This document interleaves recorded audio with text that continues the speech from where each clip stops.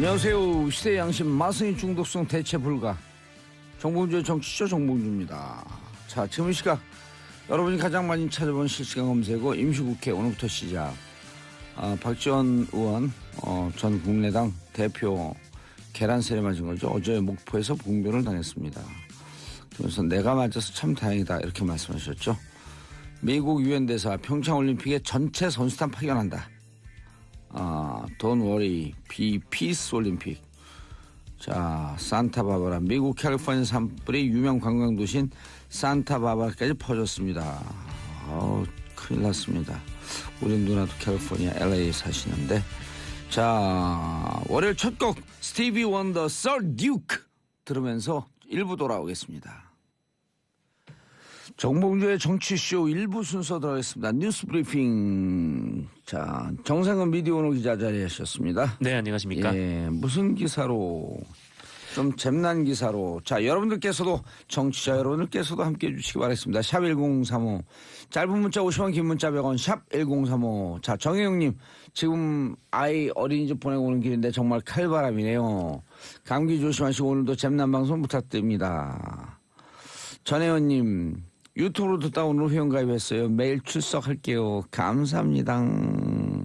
밖에 진짜 칼바람 장난 아니더라고요. 그래요? 네. 예. 칼바람, 그리고, 근데 이제 이게 제가 지금은 안 그런데 옛날에 그 겨울 스포츠를 했었거든요. 어떤 종목이요? 뭐 스키라든지 이제 이런. 예. 근데 그때 이제 뭐 돈이 많이 드는 게 아니고 제가 그쪽에 이제 강원도에 스키 국가대표 출신들 지인들이 많아갖고 예. 그럼 같이 가서 타고 그러거든요. 예. 한겨울에 5번을 갔다 오잖아요. 1년 내내 감기가 안 걸려. 진짜요? 찬바람 맞으면서 운동하는 게 그렇게 좋은 거예요, 몸에. 태어나서 딱 한 번 스키를 타봤는데 근데 그날 스키 이후로 타면 안 돼요. 몸에 알이 베겨가지고. 그리고 이 몸이 지금 약간 그 체중이 있잖아요. 체중을 이렇게 지탱하는데 무릎의 관절에 위험해서 좀 살을 빼면서 운동을 해줘야 돼요. 네, 저 같은 은근히 무릎 관절에 무리가 많이 가요. 이런 큰 몸이 넘어지니까 사람들이 다 쳐다보더라고요.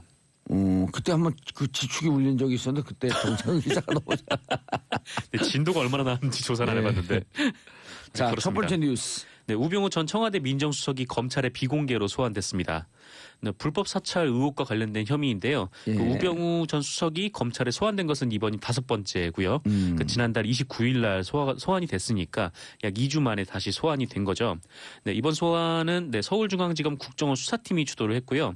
10일 오전 10시에 출석을 해서 오후 8시 10분까지 이어졌다고 합니다. 예. 우병우 전 수석은 지난해 3월 25일에 국정원에게 정권의 비판적인 교육감들을 사실상 사찰하라 이런 지시를 내렸고. 아니 이렇게 불법을 했는데도 어떻게 그렇게 구속을 못 시켜요? 그러니까 일전에 한번 구속영장을 청구를 한 적이 있었는데 뭐 다들 예. 기억하시겠지만 검찰이 이게 구속이 거의 될 법한 핵심적인 증거 정황들을 다 빼고 구속영장을 신청을 했다는 사실이 뒤늦게 드러났었잖아요. 그렇죠. 네, 그때 한번 논란이 좀 됐었는데. 특검에서 자료를 검찰 특수본에 검찰에 넘기면서 네. 이제는 이렇게까지 얘기했어요. 100% 그 구속이 확실시된다. 박영수 특별검사가 직접 그렇게 얘기를 그렇죠. 했었죠. 박영수 특별검사가 그 네. 70일 조사하고 30일 더 연장해달라는 거 연장 안 해주고 네. 황교안 총리가 그러면 검찰에 넘기면서 100% 구속이다. 그렇게 얘기를 했었죠. 그렇게 얘기했는데 구속이 안 됐죠. 특검에서 구속영장 신청할 때보다도 장수도 줄고 네. 한 30장 신청했는데 그때는 한 10몇 장 신청했다는 거 아니에요? 네. 핵심 사항은 다 빼고. 그래서 이제 부실 영장 청구다 이런 비판이 있었는데 이번에는 과연 빠져나갈 수 있을지 한번 봐야 될 것 같습니다. 이게 지금 받고 있는 그런 혐의가 네. 그때 교육감들을 사실상 사찰하라는 지시 또 그리고 김대중 정부에서 환경부 장관을 지냈던 김명자 씨가 한국과학기술단체 총연합회 신임 회장으로 당선이 되자 사설단체 아니에요 그게. 네, 그렇죠. 네. 이 연합회에 소속된 80여 개 단체 회원들의 정치 성향을 국정원을 시켜서 조사를 했던 과학계 블랙리스트 작성 혐의도 받고 있어서 요거는 중범죄죠. 그래서 아마 이번에는 구속이 될지 사람들이 많이 관심을 갖고 있는 것 같은데 어떤 결과가 날지 좀 더 지켜봐야 될 것 같습니다. 이렇게 해서 이번에 구속영장 청구하는데 또 영장 기각되거나 그러면은 지금 대법원장 누구죠? 김명수 대법원장인가요? 네. 진짜 사법부 반성해야죠. 반성하는 정도가 아니라 반성하고 실행에 옮겨야지. 그러니까 안 그래도 지금 사람들이 영장 전담 판사들에 대해서 굉장히 권순호, 네. 오민석 이름을 또, 다 외우시네요. 예, 역시 강구영.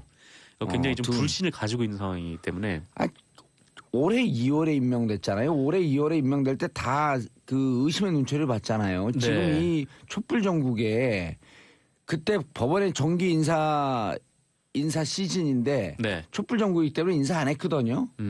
검찰도 인사 안 했어요. 일부만 인사했어요. 네, 일부 맞아요. 인사 중에 특히 영장 전담 판사들만 임명을 하는 걸 보면서 다 보수적인 색채의 그 영장 전담 판사들로 하면서 그래서 사람들이 이렇게 의심한 거 아니에요. 앞으로 있을 재판에서 줄줄이 구속영장 다 기각시키려고 그런 거 아니냐.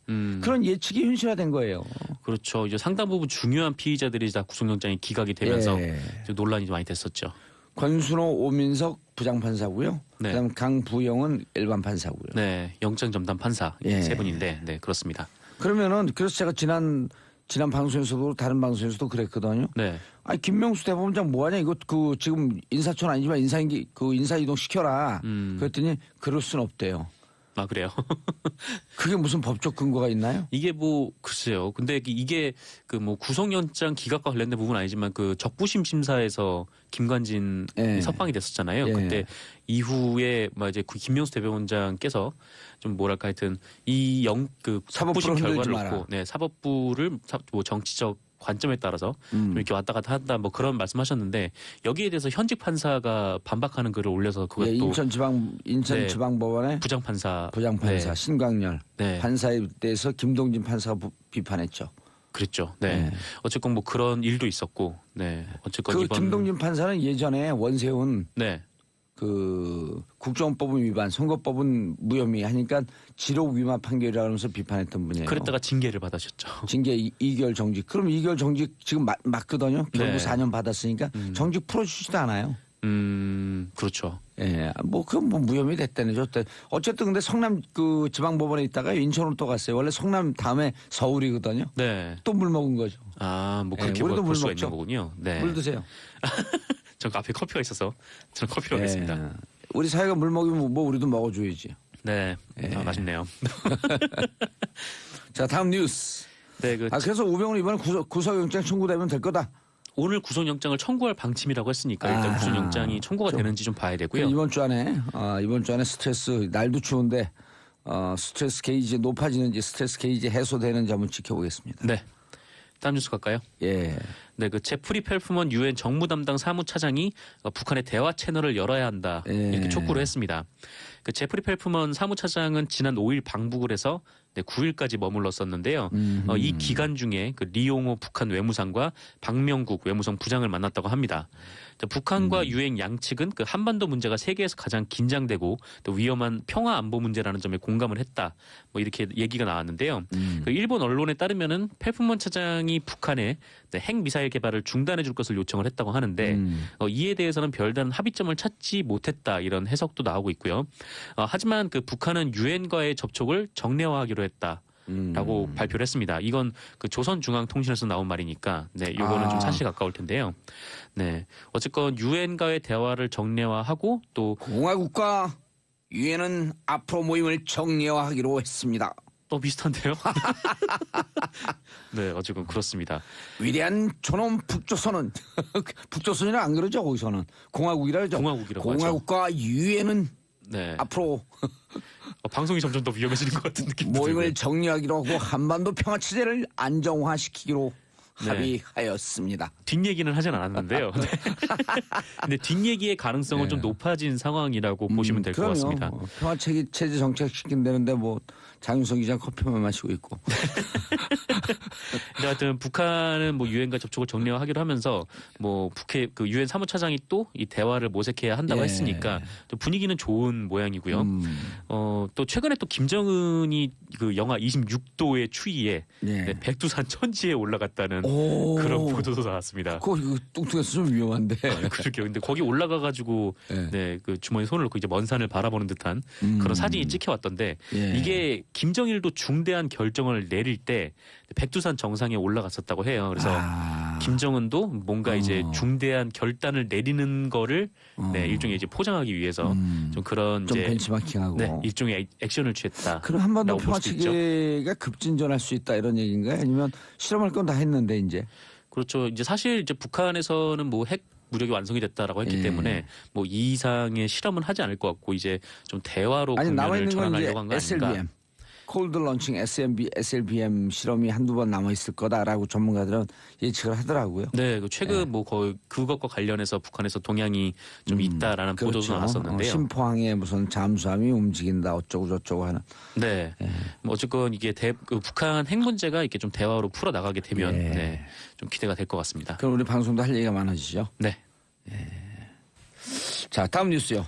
네, 2012년 대선을 사흘 앞두고 네, 서울지방경찰청이 그 국가정보원 대선 개입 사건 수사 중간 결과를 발표를 했는데 예. 이 발표 자료도 국정원에 미리 흘러 들어갔다라는 미리 보도입니다. 보고 했다는 거 아니에요? 사실상 그렇게 볼 수밖에 없는 문제인 거죠. 아니 국정원에 대해서 이런 거예요.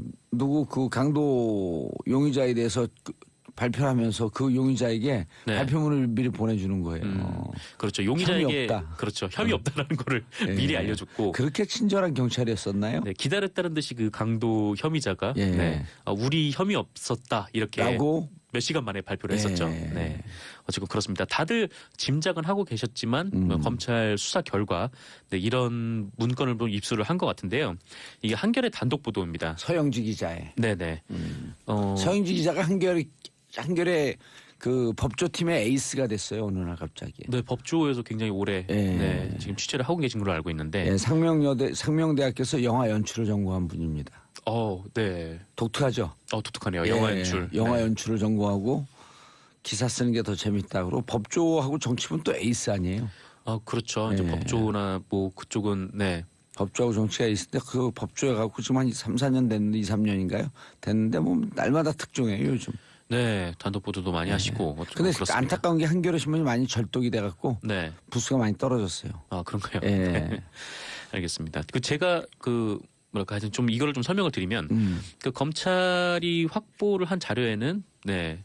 그러니까 경찰의 디지털 증거 분석 결과 국정원 직원의 김하영 씨의 그 문재인 박근혜 후보에 대한 비방 지지 댓글이 발견되지 않았다는 내용의 그 내장 분량의 그 중간 수사 결과가 고스란히 들어가 있는 문건을 네, 국정원에서 찾아낸 것 같은데요.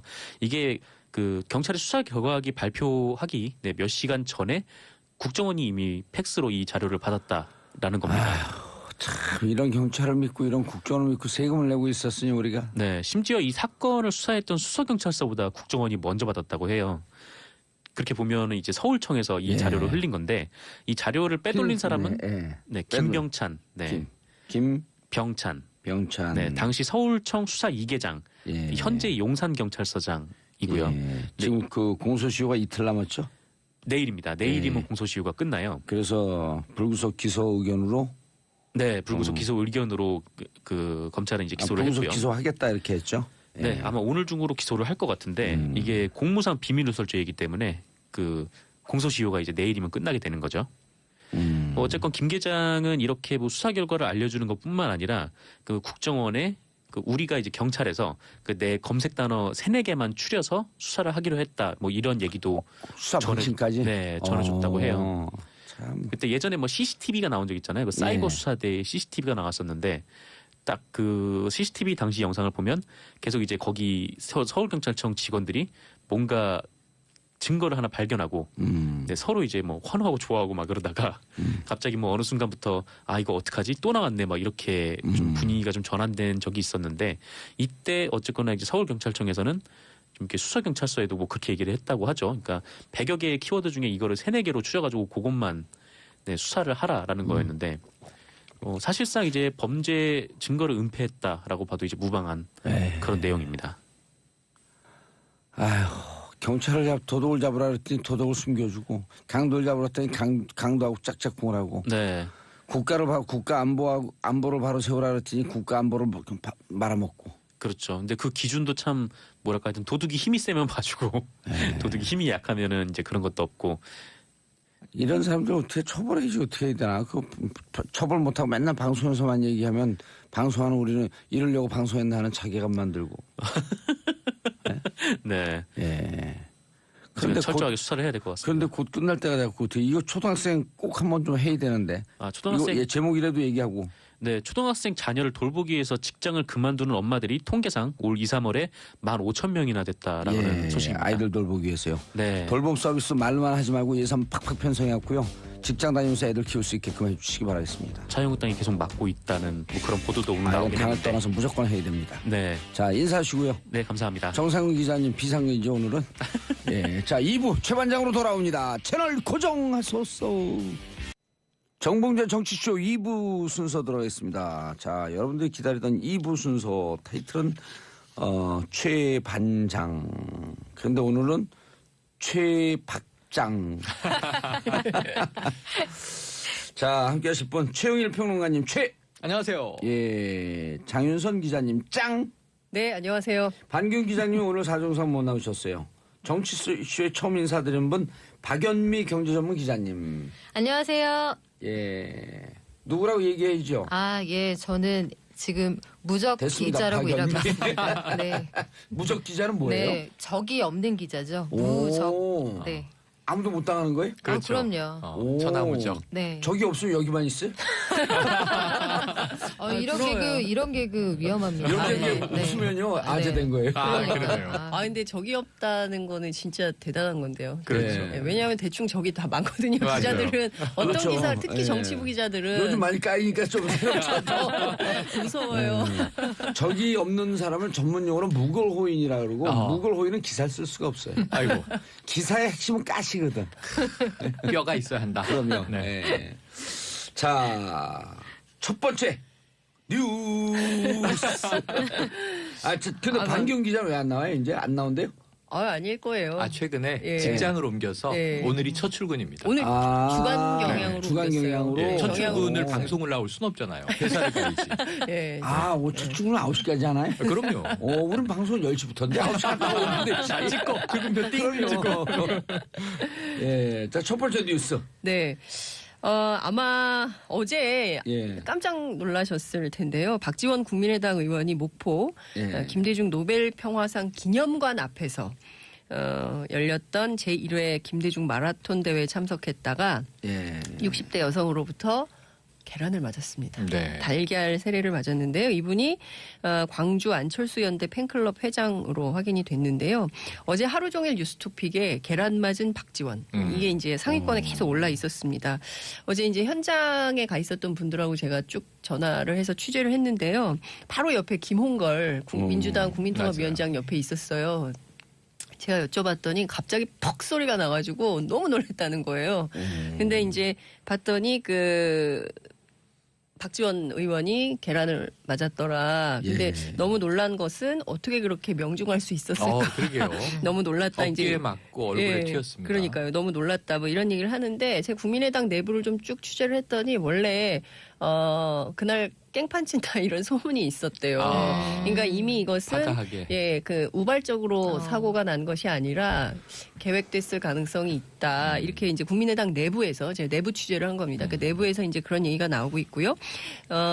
그래서 일부 호남 지역 의원들도 굉장히 의미 있는 행사지만 참석하지 않은 분들이 있는 것 같습니다. 그러니까 이런데 괜히 깽판 친다는 소문이 있는데 공연이 갔다가 불미스러운 일에 봉변을 당하게 될까 봐 아예 가지 않는 이런 경우도 있었다는 거고요. 예. 근데 이제 현장 굉장히 아수라장이었어요. 그러니까 안철수 대표 물러가라. 막 그렇죠. 예. 맞아요. 물러가라 이런 것도 있었고 그리고 또 철수하라. 간신배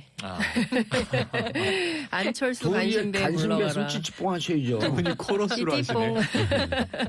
그랬고 그리고 이제 뭐 이런 거죠. 김대중 비자금 논란. 그러니까 이를테면은 그 100억 좀 이따 얘기를 하겠지만 그 CD 논란 때문에 뭐 그런 거 폭로했고 여기가 어디라고 감히 여길 와. 뭐 이제 이런 분위기였었던 거예요. 이제 그런 얘기가 되니까 이제 또 일각에서 박지원 물러나라 하면서 이제 계란을 투척하는 이런 상황이었습니다. 그러니까 친한 반한 간에 양측 간에 상당한 감정 싸움이 됐었던 상황인데요.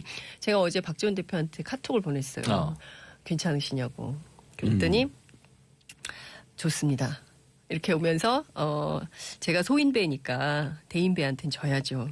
이렇게 얘기를 했는데 그러니까 목포 지역이기 때문에 목포 지역이고 본인이 목포 지역구의 국회의원이기 때문에 그 다른 분들은 다 초대된 손님이라고 생각하시는 것 같아요. 그래서 오히려 자기가 맞아서 잘 됐다. 이 상황이 마무리되는 게 낫지 오히려 손님이 맞았으면 안철수 대표가 맞았으면 어떻게 됐겠냐. 오히려 그게 더 큰 문제가 될 수 있다. 차라리 내가 맞은 게 낫다. 이제 이렇게 넘기는. 어제도 첫 번째 워딩이 내가 맞아서 다행이다. 다행이다. 그렇습니다. 이렇게 예, 얘기했어요. 그렇게 얘기를 했어요. 그러니까 그래서 어제 박지원 대표 호감도가 급상승했어요. 맞아요. 초연하게 되어 예. 네, 있습니다. 굉장히 어제 대응을, 그러니까 네. 정말 오래 정치한 정치구단답게 이제 행동을 한 건데 안철수 대표도 완주했어요. 그 와중에 5km를 부인 김미경 교수하고 같이 5km를 다 뛰고 완주를 했는데, 우린 그 5km는요 쪽발로 뛰어도 완주예요.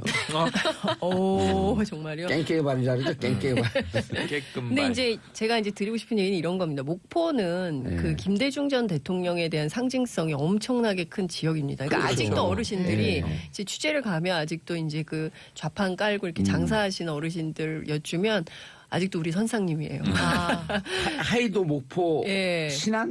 목포 네. 신안. 신안. 네, 그러니까 아직도 이제 선생님 이렇게 이제 추앙받는 분인데 어쨌든 영원한 비서실장인 박지원을 향해서 계란을 투척해서 이른바 모욕을 준 것이기 때문에 국민의당 내부에서도 우리 이제 굉장히 어려워지겠다. 끝났다고 봐야 된다. 이런 얘기들이 나오고 있어요. 그러니까 굉장히 당이 박지원 대표 개인으로는 정치로 보면 네. 순수히 정치 공학적으로만 셈법으로만 보면 엄청난 본인에게는 플러스. 네, 그렇죠. 그리고 이제는 국민의당을 털고 민주당과 손을 잡을 명분도 세운 거고. 세운 거죠. 예. 사실상 예전에 정치적으로는 훨씬 플러스죠. 계란 맞은 정치인 치고 득이 없었던 분은 없어요. 그럼 김영삼 저한테 하나 전 던져주세요. 대통령, 노무현 전 대통령, 네. 또 정원식 총리. 외대 사건.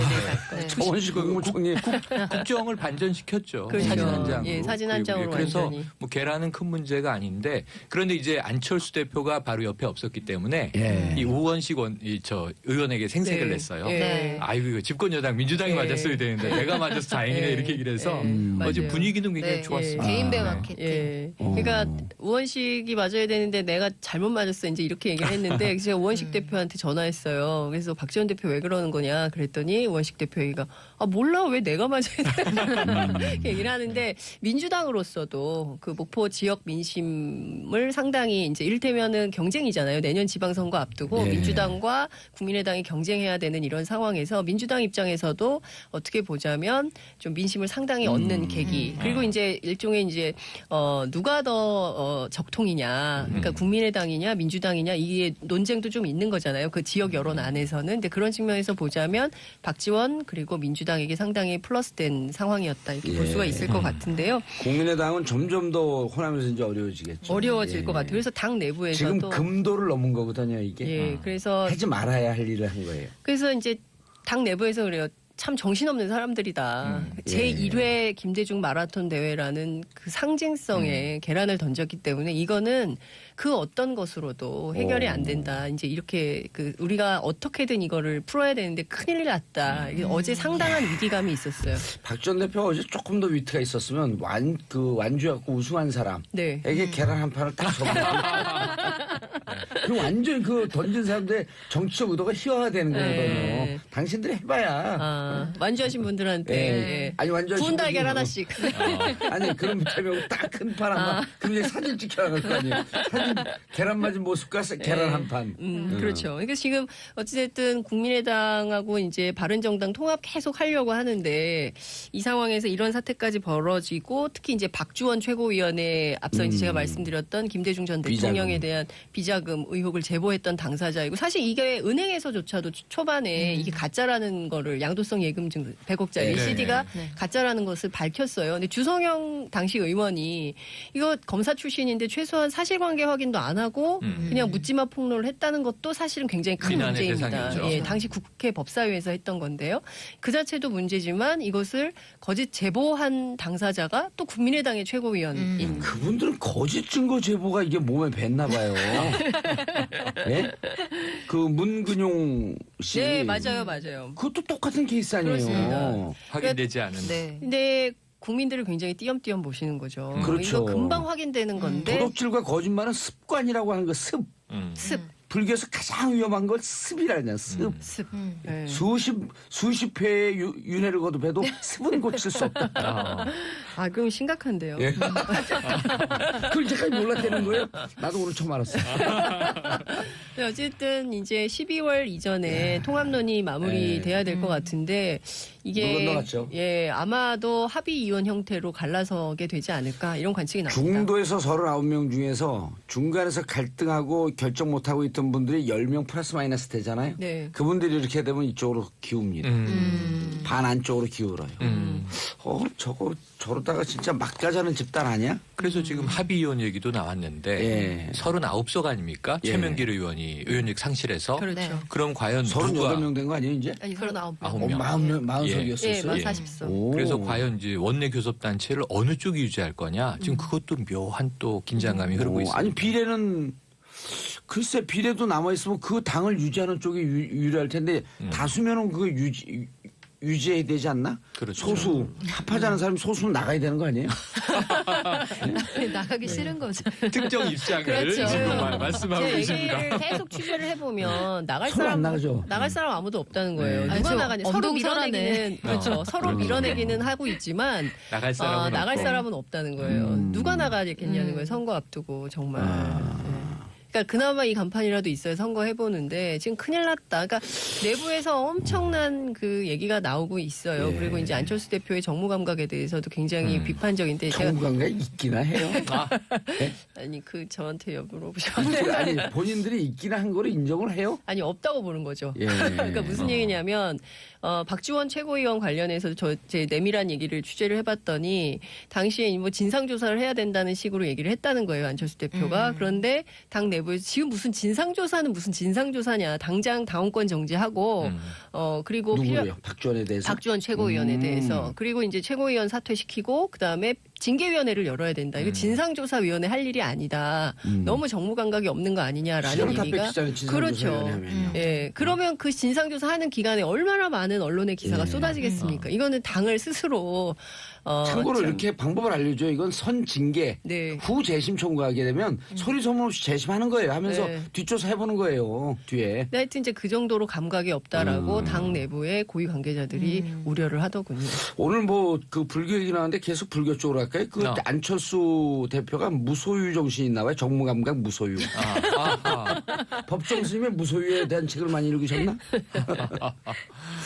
예. 그리고 그 국민의당은 주제가를 하나 만들어주죠. 노래. 네. 나 가거든. 서로 안 나가려니까 나가거든. 조수미 씨 노래잖아요. 예. 좋은 조수미 씨 노래인데. 죄송합니다. 이 좋은 노래, 아름다운 노래를 이런 그 콩가루 상황에 아이고. 마구 적용을 해갖고 그래도 할 수 없어요. 내 입은 내 맘대로. My mouth, my mom. 아니 그거는 미국 분들이 해석하면요. 내 입은 나의 엄마? 뭐 이렇게 해석된단 신체 말이에요. 밟으면 수식은 뭐라. 작두 탔다 오늘. 그러네요. 자 다음 이슈 최근 평론가님. 주말에 네. 의사들 거리 집회를 열었다? 어제 오후에 제가 광화문에 나갔습니다. 예, 좀 더 뭐, 추울 때 예. 열라 그러시죠?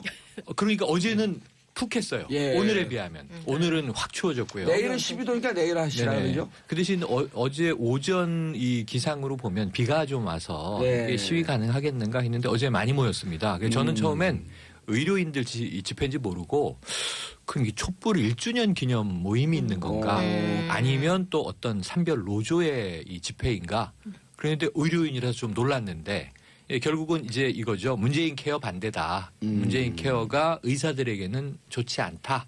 왜냐하면 이게 비급여를 급여로 많이 전환하는 거예요. 예. 그래서 보험 혜택은 더 커버리지가 넓어지는 거고 그렇다면 역으로 기존의 의사들은 좀 비급여에 의존해서 수익을 챙겼던 게 많았던 거 아닌가. 그 비율로는 이제 16%가 조금 넘습니다. 이게 이제 급여로 포함되는 거예요. 정부는 또 31조 예산을 이제 맡아 떠안아야 됩니다. 이런 상황에서 어제 제가 이렇게 직접 보니까 이렇게 큰 피켓들하고 현수막이 있는데 거기에 환자가 행복해야 의사도 행복하다 이렇게 써 있어요. 근데 지금 이 시위의 내용은 의사가 행복해야 환자도 행복하다 이렇게 좀 바꿔야 되는 것 같아요. 선호를. 근데 저는 그것도 인정은 해요. 사실 의사가 마음 편하고 행복해야 환자들도 더 집중해서 케어할 거란 생각을 하는데 결국 이 문제는 급여 비급여의 싸움으로 문재인 케어 반대로 보여지지만 오랜 갈등인 이제 의료 수가 문제. 의료 수가 문제. 네네. 의료 수가 현실화, 적정화 맞아요. 이게 어디냐. 그래서 저는 의사분들을 또 무조건 비판하는 것도 문제고 옳지 않죠. 그러니까 정부를 무조건 비판하는 것도 문제고 절충선을 빨리 찾아야 한다. 문재인 케어는 가야 할 길인데 문제는 의료인들도 거기에 동의해야지 직접 뭐 이 진료 당사자가 동의하지 않으면 계속 문제가 제기되지 않겠습니까? 그래서 문재인 케어, 공론화의 접점을 찾기를 기대해 봅니다.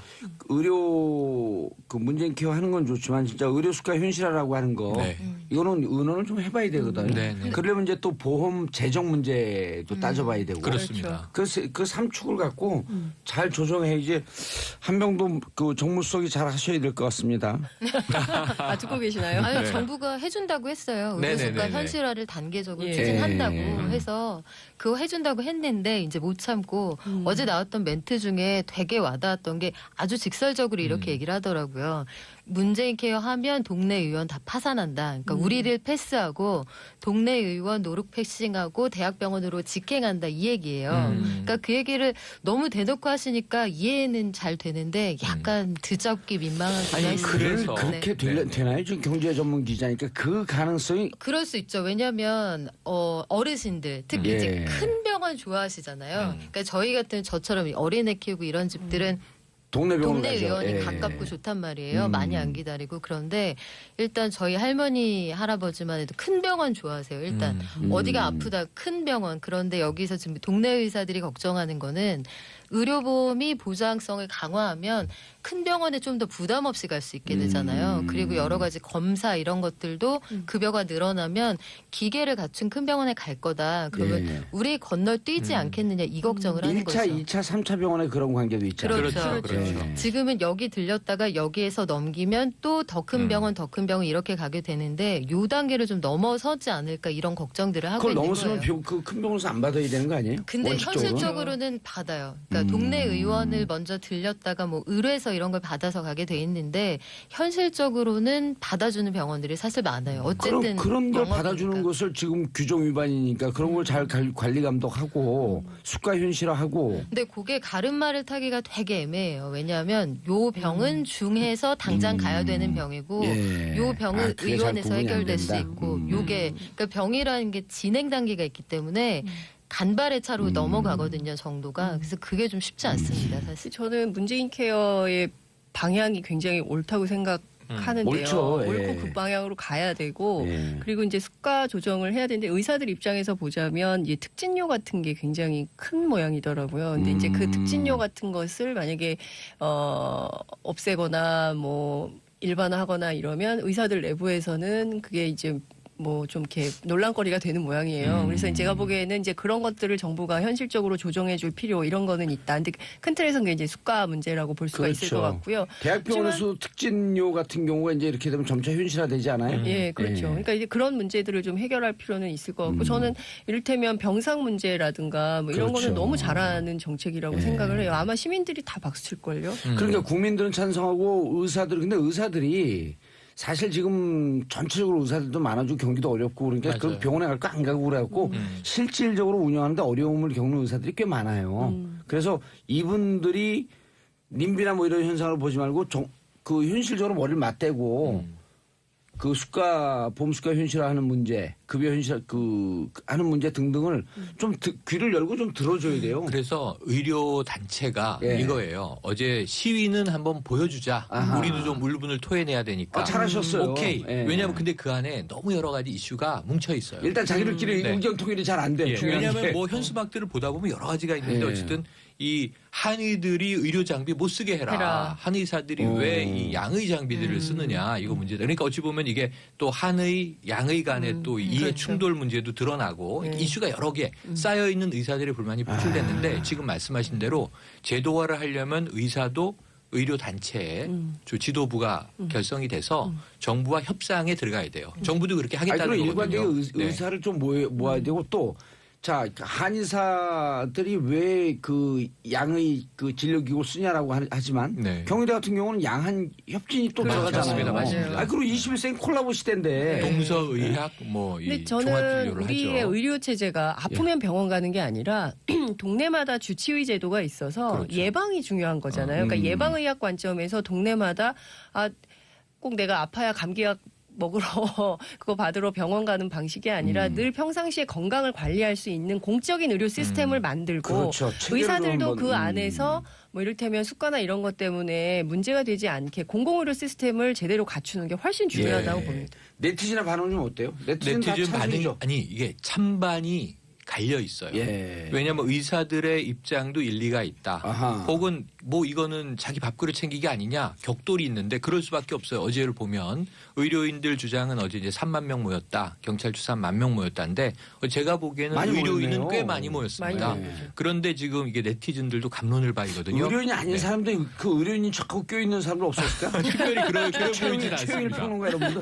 아니요, 저는 거기서 저희 매부도 보고 아, 또 의사요? 제 50견 오. 치료해줬던 이 정형외과 원장님도 보고 예. 그랬어요. 그랬는데 어쨌든 네티즌 이거 하나 말씀드리면 이런 사안을 좀 공론화위원회가 필요하지 않나요? 그렇죠. 공론, 수기민주주의가 딱 필요한 거라고 봐요. 예. 왜냐하면 환자들, 의료 소비자들의 입장도 같이 넣어서 정부, 의료인 그리고 일반 우리 국민들 예. 맞아요. 여론을 함께 묶어나가면 좋겠고 필요하면 의약분업도 있었죠. 그동안 또 한방 양방 문제도 있었죠. 다 종합적인 대책이 필요해 보입니다. 예, 민수 형님 어쩔 수 없이 특진해야 하면 요즘 너무 힘들어요. 조대훈님, 저는 뉴스는 본데 정치를 너무 몰라요. 정치쇼 듣고 정치에 관심 좀 갖고 싶어요. 2주만 들으시면 됩니다. 자, 광고 듣고 저는 3부에 돌아오겠습니다. 채널 고정하소서. 정봉재 정치쇼 3부 순서 들어가겠습니다. 자, 오늘 최영일 평론가, 장윤선 기자님, 그리고 박연미 경제전문 기자님 함께하고 계십니다.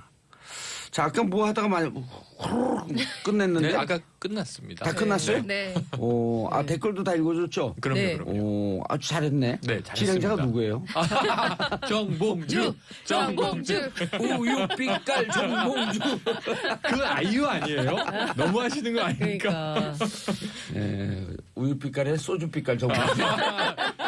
그건 인정입니다. 자, 다음 순서 박연미 기자님. 네. 제도권 시장에 대비한 비트코인이다. 아, 목미. 네, 비트코인 이게 무슨 얘기인가 싶으실 텐데 예. 오늘 오전 한국 시간으로 오늘 오전 8시부터 시카고 옵션 거래소 CBOE에서 이제 비트코인 선물 거래가 시작이 됐어요. 이게 무슨 얘기냐면 아버지를 아버지로 드디어 부를 수 있게 됐다 이런 얘기죠. 그러니까 그동안은 존재하는데 홍길동 전에서 이제 비트콩전으로 바뀐 거. 그렇죠. 비트콩전이요? 비트코인에 비트코 5탄원 비트코인이 있습니다. 그래서 이게 있는데 예. 존재하는데 존재하지 않았단 말이에요. 그동안 시장에서는. 유령화. 예. 그런데 이게 이제 정말로 제도권으로 들어온 거예요. 마치 우리가 개고기를 먹는 게 불법이잖아요. 예. 식용으로. 하지만 우린 먹고 있단 말이죠. 그거랑 비슷한 거예요. 이제 개고기가 합법적으로 그 농축산 이 법망 안으로 들어왔다 뭐 이런 상황인 그래서 이제 건데요. 거래되는데 이제 우리 반려견을 키우는 분들한테 좀 기분 나쁘지만 어쨌든 이해는 되네. 그렇죠. 그래서 네. 우린 먹고 있다 그러시면 안 되고 우리 네. 중에 누군가는 먹고 있다. 뭐 네. 제가 먹는다고 했나요? 아니 그런 분들도 드실 것 같아. 계신다. 제가 이렇게 들었네요. 하는데 현실적으로 존재는 하는데 인정하지 않고 있었다가. 그렇죠. 근데 이제 인정하는 거예요. 그래, 너희들 아버지를 아버지라고 불러라. 이게 오늘 오전 8시부터 시작이 됐는데요. 거래 시작 후 7분 만에 1월 인도분 120계약이 체결이 됐어요. 이래서 120계약. 그러니까 많지는 않죠. 계약이. 계약 체결 건수가. 비트코인 120개? 아니요. 계약 건수가 계약 건수가, 120개. 그래서 120개의 계약 건수. 시장이 짱 열렸을 때는 16,660달러 선에서 거래가 되다가 이제 제가 9시 기준까지 확인을 하고 예. 왔는데 16,000달러 선에서 뭐 오르락 내리락 하는 것 같더라고요. 1,800만 원 네네. 되겠네요. 이 정도 상황인 것 같은데 방금 저희가 그 광고 나갈 때 가격 보니까 한국 가격으로는 한 1,900만 원 정도 네, 고선에서 그 정도네요. 거래된다고. 그러면 이게 그 개장하기 하루 전 거래 가격보다는 약간 올라간 거예요. 올랐죠. 처음에는 그 선물 거래가 시작이 되면 이제 선물 거래에서 하락에 베팅하는 사람들이 많아질 경우에는 전반적으로 시장 거래가가 떨어질 수 있다는 우려가 하나 있었고 예. 우리 정부가 요거 요대로 두고 보면 안 되겠네 이런 분위기가 유사히 맞아요. 형성이 돼 있어서 규제설. 청와대에서도 글쎄 손 놓고 있으면 안 된다는 생각이 든다. 이게 익명의 고위 관계자 발로 말이 예. 나오고 이제 아마도 조만간 법무부 금융이 이렇게 다 모여서 어떻게 이걸 다룰 것인가에 대한 방안이 논의가 될 거예요. 뭐 예. 제도권으로 흡수할 건지 아니면 거래를 뭐 제한을 할 건지 자격을 제한할 건지 이런 얘기가 맞물리면서 거래가가 뭐 어제 하루 전에는 좀 많이 떨어지지 않을까 했는데 그거에 비해서는 시장 거래 가격 아직까지는 괜찮은 것 같습니다. 여기 지난 주말에 그 광풍이 불면서 네. 개당 2,500만 원까지 올랐다가 어제 1,450만 그렇죠. 원까지 떨어졌죠. 하루 사이에 40% 넘게 예, 니다 하루 사이에 1,000만 원 가량이 네. 떨어진 거예요.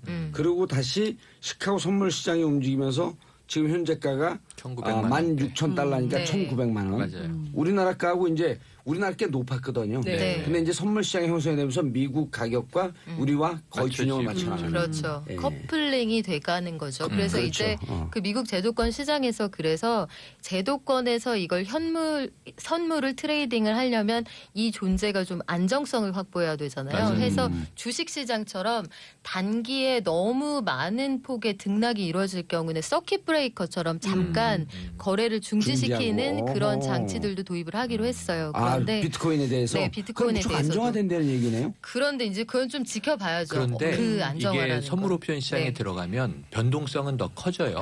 왜 그러냐면 이렇게 딱 되면은 이게 투자가들이 아주 좋아하는 게 오를 거를 예상하고 사잖아요. 그렇죠. 이게 롱 포지션인데 떨어질 걸 예상하고 베팅을 하는 경우도 나와요. 숏 그렇죠. 포지션이. 그렇죠. 그러니까 이게 게임의 룰이 아주 복잡해지는 거예요. 그러다 보니까 선물 옵션 시장에 들어간 건 금 들어가 있고 뭐 네. 밀 들어가 있고 구리 들어가 있고 이런 식인데 비트코인도 하나의 자원으로 인정받은 거라 변동성은 커진다고 보시는 게 좋을 것 같습니다. 커지고 어쨌든 상대적으로 미래 전망은 예, 조금 더 그러니까 급등락은 커지지만 말씀하신 대로 평균선은 안정된다. 예. 이렇게 생각을 하시면 큰 문제는 없습니다. 지금까지 비트코인 투자해야 되나 말아야 되나 이제 이런 분들 계셨을 텐데 들어가. 근데 이게 하라 그럴 수는 없어요. 왜 하라 그럴 수 없냐면 이미 2015년에 독일에서 처음으로 네. 그 처음으로 뭐라 그래 거래 수단으로서 인정을 네. 한 거예요. 네. 그 결제수단, 가상화- 결제수단. 네, 네. 그다음 스위스도 인정을 했고, 그리고 일본이 올해 4월에 인정을 했고, 네. 네. 그럼 미국은 거래 결제 수단으로 정부에서 공식적으로 인정하지 않았지만 비트코인으로 결제하는 업소들이 많이 늘었거든요. 늘었죠. 네. 그건 시장 자체가 바뀌고 있으니까. 여행사에서도 결제가 가능하고 그렇죠. 지방세도 낼 수 있어요. 일본에서는. 미국에서는 일본에서. 네네. 일본이 아주 공격적으로 받아들여요. 네. 일본이. 그런데 우리는 오늘도 동아일보 사설을 봤더니 비트코인 광풍 어떻게 할 것이냐 규제해라 빨리. 근데 네. 그래서 제가 물어봤어요. 그 IT 무슨 협회 회장한테 네. 왜 우리 정부 자꾸 규제 쪽으로 갑니까? 그랬더니 규제해야지 공무원들이 일이 생기죠. 네? 비트코인 규제 감독위원회 이런 게 생길 수 있잖아요. 예. 그러면 장관도 하나 더 생길 거고. 아니 그러니까 그분이 위원장은 생기겠네요. 저것도. 오중뭔가 그분인데 네. 공무원들은요 자꾸 규제해야지 일이 생겨요. 아니 근데 본인은 기자할 거 아니에요. 누구? 그 논설 쓴 사람은. 예. 그런데 이게 이제 그래서 우리도 이 부분에 대해서 규제라고 하는 말이 잘못된 건 아니지만 네.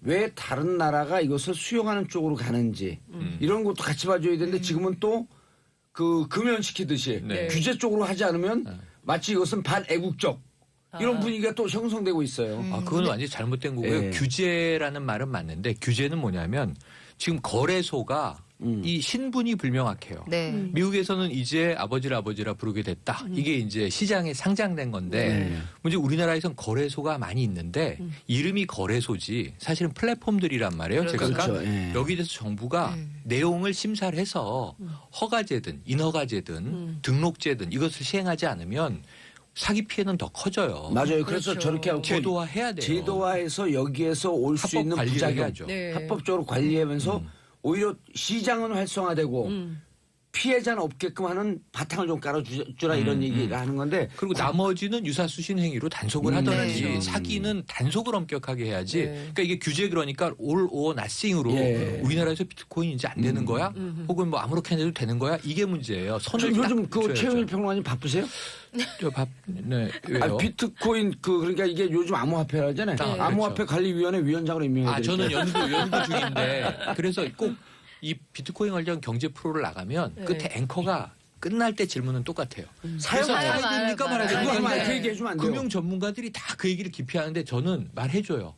사세요. 왜냐하면 이게 투자하라는 게 아니고 지금부터 공부해두지 않으면 나중에 늦어요. 그래서 카지노에 가셨다고 생각하고 딱 오늘 내가 잃어도 괜찮을 만큼 배팅 게임 하잖아요. 예. 그럼 그 생각하시고 10만 원도 좋고 50만 원도 좋고 뭐 부자인 분들은 100만 원도 좋은데 딱 플레이 했는데 내가 잃어도 술값 잃은 셈 치지 뭐 이렇게 생각하실 정도만 사서 한번 추이를 보세요. 공부하시란 말씀이에요. 제가 그리고 보기에 이게- 오늘 최영합 예. 최평 최평론가님 때문에 많이 사셨거든요. 아니 그렇지 아니, 않아요. 소액, 왜냐면 지금도 소액. 많이들 알고 있고 그리고 하고 이게 있고. 네. 4차 산업혁명의 그 원천 기술이라는 블록체인 기술이거든요. 네. 그렇죠. 그리고 사물과 사물끼리 거래가 되는 그 블록체인 기술이 선도적으로 지금 들어온 거예요. 그러니까 그 정도만 이해하시면 되는 네, 거지. 그리고 이더리움이든 예. 뭐 비트코인이든 아까 그럼요. 말씀하신 저말 너무 블록체인 투자 유도하는 기반의 쪽으로 가면 안 돼요. 우리 걸린다 그랬잖아요. 투자 유도하면 안 평론가님. 되지. 학습 비용을 적절하게 쓰셔라. 예. 학원비? 아니 왜냐하면 저 학원 1비트코인이 했었잖아요. 1비트코인이 예. 2천만 원 내외 하니까 한입 사는데 2천만 원 아니에요. 예. 그러니까 이러면 삼성전자 한 주 살려면은 기백만 원 있어야 되잖아요. 이거는 알겠습니다. 0.00001비트를 예. 사셔도 됩니다. 알겠습니다. 다음 이슈로 넘어가시죠. 자유한국당 소식 장윤성 기자님. 그 지난주에 갑자기 상황은 하기 싫어진 것 같아요. 아니요 살충제 논란이 있었잖아요. 살충제요? 아니 예, 살충제 논란. 뭐냐면 서청원 의원의 부인이 홍준표 대표의 부인에게 선물을 한 거예요. 그 바퀴벌레 살충제. 왜 이 살충제를 선물했냐면 홍준표 대표가 계속 친박을 향해서 바퀴벌레 뭐 이렇게 비판을 했었어요. 그랬었죠. 그래서 예 그러면서 이제 청산에 대해서 싸움이 부인들까지 넘어간 거예요 이제? 그렇죠. 싸움이 부인들까지 넘어갔는데 이게 옳으냐. 정치인들이 정치권 안에서 어떤 논쟁을 하는 것은 괜찮지만 네. 실제로 또 의원 사모님 모임 이런 거 있잖아요. 그런 모임을 통해서 이게 살충제를 건네면 이게 이제 무언의 압박인 거거든요. 서청원 의원 아시는 것처럼 8선입니다. 대한민국에서 8선 국회의원 한 분이 몇 분 안 되거든요. 그렇죠. 그 중에 한 분이 서청원 의원이고요. 8선이면 여러분 48에 32, 32년 동안 국회의원 하고 있는 국회의원이었다. 거예요. 이게 어마어마한 아니, 거예요. 32년 아니고 1년 지났으니까 예. 이제 29년째. 그러니까 근 30년을 들어가고 30년 있어요. 한 세대를 국회의원을 하시는 분인 그렇죠. 거예요. 근데 이 분의 부인이 이런 살충제를 선물했다는 것 자체가 이제 정치권 안에서 굉장히 큰 화제가 되고 있는 건데요. 실제 그 총선 공천할 때가 되면 그 여의도 그 국회 출입하는 기자들 사이에서 그런 소문이 좀 돌아요. 서청원 의원 부인이 굉장히 세다며 이제 이런 소문이 도는데 그 자유한국당 안에서는 공천 받으려면 서청원 의원보다는 서청원 부인을 찾아가라 이런 소문도 있고 그랬었어요. 기자들 사이에서는. 근데 어쨌든 이것은 뭐 확인된 사실이 아니기 때문에 그렇다더라 이런 정도로 말씀을 좀 드린데 네. 문제는 찌라시 이런 고무신이네요. 게 과연 옳은 것이냐에 대한 얘기는 좀 해볼 수 있는 것이죠. 이것은 팩트니까. 실제로 이게 실화냐 뭐 이런 얘기도 있었어요. 정말 살충제를 건넸단 말이야. 뭐 이제 이런 얘기도 있었는데요. 제가 이 얘기를 꺼내는 이유는 아직도 자유한국당의 정치가 굉장히 좀 그 과거 네. 뭐 후진적인 거 아니냐 이제 이런 비판이 그래서 좀 나오고 있는 겁니다. 그 당의 원내대표는 누가 돼요? 원내대표는 지금 3파전인데요. 그 친박의 홍문종 의원 네. 그리고 그 친홍의 김성태 의원 그리고 중도의 한선교 의원인데 홍문종 의원은 누구하고 단일화 했지 않아요? 홍문종 의원은 지금 그 유기준 의원하고 단일화를 어제 했어요. 어제 유기준 의원이 불출마 선언을 하면서 홍문종 의원으로 이제 지지한다. 단일화하겠다, 예. 지지한다, 뭐 이제 이런 입장을 밝혔는데요. 근데 이제 몇 가지 포인트가 있는데 하나는 한성교 의원이 중립이냐. 과연 원조 친박 아니에요? 거기? 그렇죠. 제가 친박입니다. 공천 못 받고 친박 연대로 나왔던 분 아니에요? 아니요, 그러진 않았는데 이분이 친박임을 굉장히 그렇죠. 친박 연대로 나왔던 적이 있고 과거에요? 그리고 예 과거에 됐어요. 그러고 됐고요. 그리고 그때 이제 서청원 의원이 친박 연대를 끌고 나가서 만든 당이 친박연대죠. 근데 어쨌든 그래서 다시 통합을 한 건데 크게 따져 보면 친박 둘 대 친홍 뭐 이렇게 볼 수 있는 건데요. 여의도 내부에서는 이러니 저러니 해도 김성태 의원이 유력한 거 아니야라는 얘기가 나오고 있긴 합니다. 그런데 자유한국당 내부를 취재를 해보면 꼭 그렇지만은 기류가 않다. 복잡하죠. 왜냐하면 그리고 실제로 이제 그 홍준표 의원이 너무나 막말을 많이 했기 때문에 그 홍준표 대표에 대한 이를테면 정서적 반발이 굉장히 많다는 거예요. 그리고 왜 저렇게 그 거친 언사를 해서 당 내부의 분란이 매우 심각한 것처럼 하느냐. 그래서 나경원 의원 같은 경우는 자행위를 하지 말자 뭐 이런 얘기도 합니다. 알겠습니다. 근데 요 예산 자유한국당 원내대표 전망은 또 그 사부의 최고의 전문가들. 그렇군요, 네. 그렇군요. 정두원, 정택은. 네, 그 맞네요, 얘기를 맞네요. 들어봐야죠. 그래서 네. 그만하세요. 알겠습니다. 네. 잘하셨어요. 바로 입을 다무시네요. 자, 다음 타워 크레인 사고. 이거 안타까운 사고입니다. 아, 지난 진짜 이거 계속 9일이었습니다. 이렇게 터져요, 이게. 토요일 오후 1시가 좀 넘은 시간인데 용인에 있는 건설 현장에서 타워 크레인이 무너졌어요.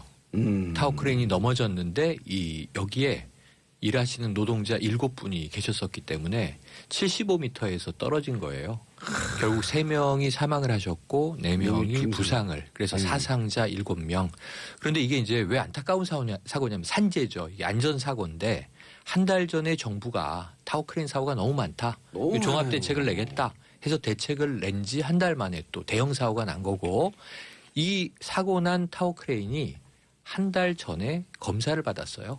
그런데 뭐 부식 정도가 어떠냐, 용접은 뭐 안 뜯어졌냐, 그럼 이게 또 이 제대로 리벳들은 결합이 돼 있느냐 점검을 받았는데 합격 이렇게 된 겁니다. 아하. 그리고 한 달 만에 사고가 났으니까 도대체 제대로 관리 감독이 되고 있는 거냐, 노후화된 걸 너무 막 쓰고 있는 거 아니냐, 또는 안전관리 안 되고 있는 거 아니냐. 일단은 여기에 다친 사망한 근로자들은 다 하청 노동자들입니다.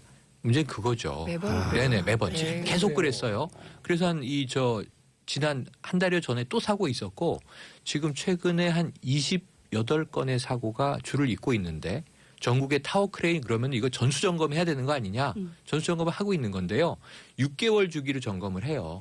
건설 전이나 혹은 이게 이제 작업에 들어갈 때 즈음해서 검사를 받는데 다른 중장비, 뭐 불도저, 지게차 이런 거에 비하면 주기가 짧아요. 그런데도 이렇게 문제가 터지는 걸 보면 뭔가 허술한데 한 6,000개 정도가 전국 타워 크레인이 있습니다. 6,000개. 네.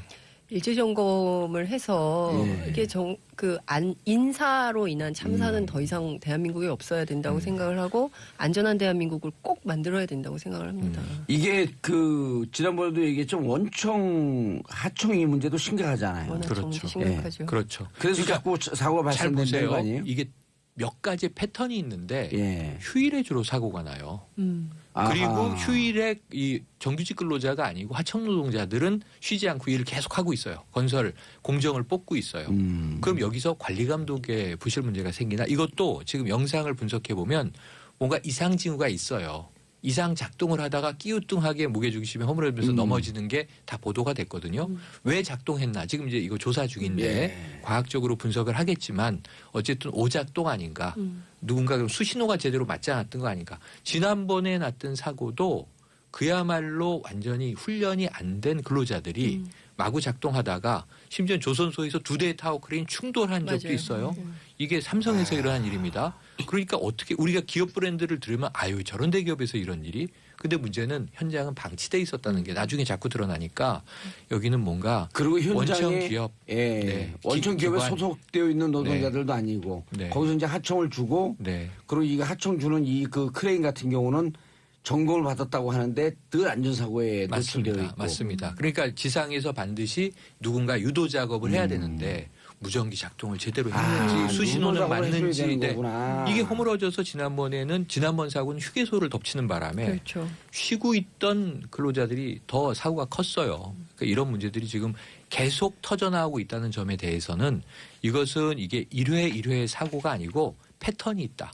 이건 정부가 일제 점검 말씀하신 대로 혹은 아주 종합적인 이 대책 이런 게 필요한 시점을 지났습니다. 저는요 개인적으로 사람이 생명을 잃는 것 중에 가장 끔찍한 게 전쟁이고 예. 두 번째가 산재예요. 네. 연간 근데 우리가 산재 산재 사망자를 이주라면서요? 네. 산재 수위가 높습니다. 이걸 맨날 1등이야. 네. 짜증나 죽겠어. 그러니까 그것만 아직도 일등 아니에요. 후진적인 노동 현장을 극복하지 못하고 있다. 네. 이 반증입니다. 실제로 우리 노동 시간도 1위잖아요. 그렇죠. 독일보다 일주일에 4시간인가요? 더 일하고 월급은 70% 정도밖에 못 받는 걸로 좀 확인이 됐거든요. 그러니까 노동시간 단축 문제 포함해서 전반적으로 노동에 대한 점검이 좀 필요한 것 같아요. 맞아요. 네.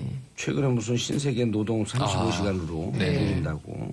난 신세계라고 무슨 영화 신세계에서 노동을 줄이나? 유통업체 신세계입니다. 아니 뭐 파격적이고 전 박수 쳐주고 싶습니다. 하청 문제가 그게 있네요. 산업 현장에서 그 전체 원청 회사가 관리 감독할 때 하청은 너희들 책임이니까 특별히 관리 감독을 안 들어간다는 거예요. 단위별로 띄어서. 네, 단위별로 네네네. 띄어서. 네. 그러니까 이런 경우는 어떤 문제가 그래서 사각지가 생기냐 딱 하면 생기는 거네. 보상 문제도 또 생겨요. 누가 발을 뺄 보상할 수 있는 거냐? 여지가 그렇죠. 생기니까. 우리는 내 책임에- 텅키로 줬다. 이게 그러니까 텅키 베이스의 문제죠. 늘 그렇잖아요. 그러니까 하청업체에 대해서는 원청이 책임지지 않거든요. 그것은 우리 회사 일이 아니기 때문에 너희들이 알아서 하세요. 이렇게 그걸 해서 어찌 보면 원청 회사도 그렇죠. 좀 좋아하는 거죠. 살구면 책임을 피하려고 하는. 책임을 선호하는 면피할 거죠. 수 있는 거죠. 그러니까 면피할 이건 수 있는 대놓고 선호하는 그렇죠. 거죠. 하청을. 알겠습니다. 아유, 그 네 분 그 부상당한 분들도 그렇게 75m에서 떨어졌으면 거의 중상이겠네요. 중상자 많고요. 사망자가 더 나올 수도 있는 거 아닌가요? 아직은 뭐 그거는 확실히 속단할 수는 없지만 일단은 생명엔 지장이 없다 이렇게 보도는 됐습니다. 3명은 이미 돌아가셨으니까. 알겠습니다. 자, 기름값 계속 올라요? 네, 저도 매일 차 가지고 다녀서 이 날마다 체감이 되는데요. 19주 연속이니까 지금 거의 5달째 상승세가 이어지고 있습니다. 그런데 내년 상반기까지도 오를 거란 전망이 나와 있어요. 왜 그러냐면 기름을 만들어내는 나라들이 이제 감산에 합의를 했어요. 이게 지난달 말의 상황인데 앞으로 1년 동안 내년 말까지 우리가 하루에 180만 배럴씩 감산을 하자. 생산량이 줄어드니까 당연히 유가가 공급 오르죠. 대비 유가가 올라가겠죠. 여기에다가 또 미국에서 이 지행합의의 아이콘인 트럼프 대통령이 시원하게 중동을 향해서 한 방 쐈잖아요. 예루살렘이 그렇죠. 수도다. 예루살렘, 이스라엘 거 이렇게 얘기를 해버리니까 좀 중동에서 날마다 정정 불안이 굉장히 그렇죠, 고조되고 그렇죠. 있는 상황이니까 이런 상황들을 종합할 때 기름값은 올라갈 수밖에 없다 이렇게 보고 있는 거죠. 이럴 때는 기름을 가득 채워두시는 걸로. 국내 네. 유가도 곧 오르는 거죠. 그렇죠. 네. 선반영이 돼서 이제 한 3개월 뒤에 우리 기름값에 반영이 되니까요. 이제 이럴 때는 가능하면 가득 채워주세요 해서 차에 기름을 비축해 두시는 게 유리할 수 있죠. 연말연시에. 네. 그래요? 미리 기름을 넣어놔야 되는 거예요? 아니 기름값이 계속 올라가잖아요. 갑자기 네. 마음이 급해지네요. 이 오토바이는 가득 채워도 12.5리터밖에 안 들어가서 네. 드럼통을 이 사야 사흘 돼. 타면은 앵꼬 돼요. 앵콜은 뭐예요? MT 됩니다. MT. 바닥이 납니다. 바닥이 난다. 아유, 이런. 네. 지상파에서 비속을 쓰다니 정중히 사죄드립니다. 아니, 그러니까 빨개지셨어요. 감산 합의한 배경이 네. 있어요? 그동안 예. 그 과거의 상황을 보시면 굉장히 오랫동안 저유가였어요. 왜냐하면 그들이 이제 경제 상황이 안 좋으니까 경쟁적으로 석유를 퍼 올렸거든요. 그러니까 이렇게 하다 보면 값이 떨어지기 때문에 너 죽고 나 죽는 거자. 그래서 감산 합의를 하자 이 회의를 몇 년째 계속해서 어렵게 감산이 진행이 되고 있는 상황이었고요. 이번 감산 합의가 좀 더 세다는 느낌이 왔던 거는 내년 12월까지 1년 그리고 기존에 참여 안 했던 나라들 뭐 어떤 나라들 나이지리아 뭐 이런 나라들까지 여기에 참여를 하겠다 이렇게 입장을 밝힌 상황이에요. 그리고 베네수엘라 같이 석유 많이 나는 나라는 지금 국가 부도 위기거든요. 싸갖고. 그렇죠. 그거로만 유일하게 국가 경제 유지가 그렇죠. 되니까. 그러니까 이런 나라들을 보면 예. 이 주요 원유 산유국들이 좀 상태가 좋지 않고 중동에 정정 불안 있고 또 미국 뭐 셰일가스 있어서 이걸로 퉁 치면 되지 않아 이렇게 생각했는데 생각보다 생산량이 많지 않네 이런 평가가 나오고 있는 거예요. 셰일가스도요? 그렇죠. 그러니까 오. 당분간은 올라갈 거다. 이게 시장의 컨센서스입니다. 그래서 베네수엘라에서 모라토리엄 상황이니까 그렇죠. 우리 화폐 개혁할 건데 전자화폐를 가상화폐로 네. 내겠다. 그래서 석유가 많이 나니까 페트롤을. 페트로커런시. 예. 근데 그 나라에서는 그 전자화폐가 오히려 안전자산으로 평가를 받는 거예요. 그래서 야 비트코인이 하루에 40%밖에 안 떨어져 다시 안전한데 비트코인이. 이런 반응이 나오니까 나오는 거죠. 해서 그 화폐는 더 떨어져요? 그 나라는 이제 자고 일어나면 막 지금 1000%씩 인플레가. 절하가 되는 네, 거예요. 그러니까 정말 술에 자기 나라 돈 싸들고 가서 빵 사는 그런 상황이 벌어지고 있는 거죠. 다음 시간은 베네수엘라 상황을 한번 좀. 예, 재밌습니다. 네, 재밌네요. 흥미진진하게 가상화폐와. 돌아갑니다. 그럼 완전 융합 뉴스가 되는 건데. 자, 오늘 함께 하신 최영일 평론가, 장윤성 기자, 박연미 경제 전문 기자님 함께 하셨죠? 네, 함께 함께했습니다. 인사하시고요. 고맙습니다. 감사합니다. 자, 저는 3부 마지막 캘리포니아 드림의 마마스 앤 파파스 노래 들으면서 4부 돌아오겠습니다. 4부 보수의 품격 채널 고정하소서. 정봉재 정치쇼 4부 순서 들어가겠습니다. 할 말을 한다. 나라 걱정하는 돌직구 정종 브라더스. 정두원 의원님. 안녕하세요. 정태근 의원님. 예, 인사 대신에요. 지난주 방송 중에 사과를 하나 드려야 되는데 그 예산안을 12월 2일 날 통과시키는 게 이게 정도원 의원님 말씀대로 헌법이 맞거든요. 그러니까 회계년도 개시 30일 전에 통과시키도록 헌법 54조에 규정돼 있는데 그때 이제 정도사님하고 저하고는 국회법 아니냐라고 착각을 했는데 헌법이 맞습니다. 두 분의 1승. 축하드립니다. 헌법 54조에 있는 규정이다. 12월 2일 날 통과시키는 게. 감사합니다. 디테일한 AS. 자, 주말에. 네, 목포에서. 사고가 많았죠. 예. 국민의당 내용이 뭐 끊이잖아요. 그 계란 맞은 거. 박주원 의원. 할 얘기가 많으세요, 오늘. 자, 박주원 의원 계란 세례. 이것 때문에 국민의당이 좀 어려워지겠다라고 2부 3부에서 얘기했는데. 아니, 제가 쭉 얘기했잖아요. 근데 바른당하고 이제 합당을 하겠다는 것이. 이제 내용을 키우고 있는데 이제 이런 해프닝으로 나타난 거죠. 그래서 이제 이게 계속 갈 것이냐 아니면 안철수가 또 철수할 것이냐 이제 그 연말을 기준으로 기로에 쓸 겁니다. 근데 이제 안철수 입장에서는 또 철수하면 이제 정말 미래가 없어지는 거고 철수를 안 하면 당이 또 쪼개질 거고 해서 결국은 일부가 쪼개지면서 통합하지 않겠어요.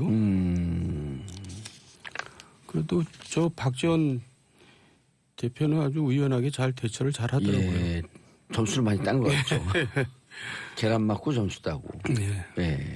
앞서서 그 우리 최반장의 장윤정 대기자께서 합의이혼 얘기를 하시더라고요.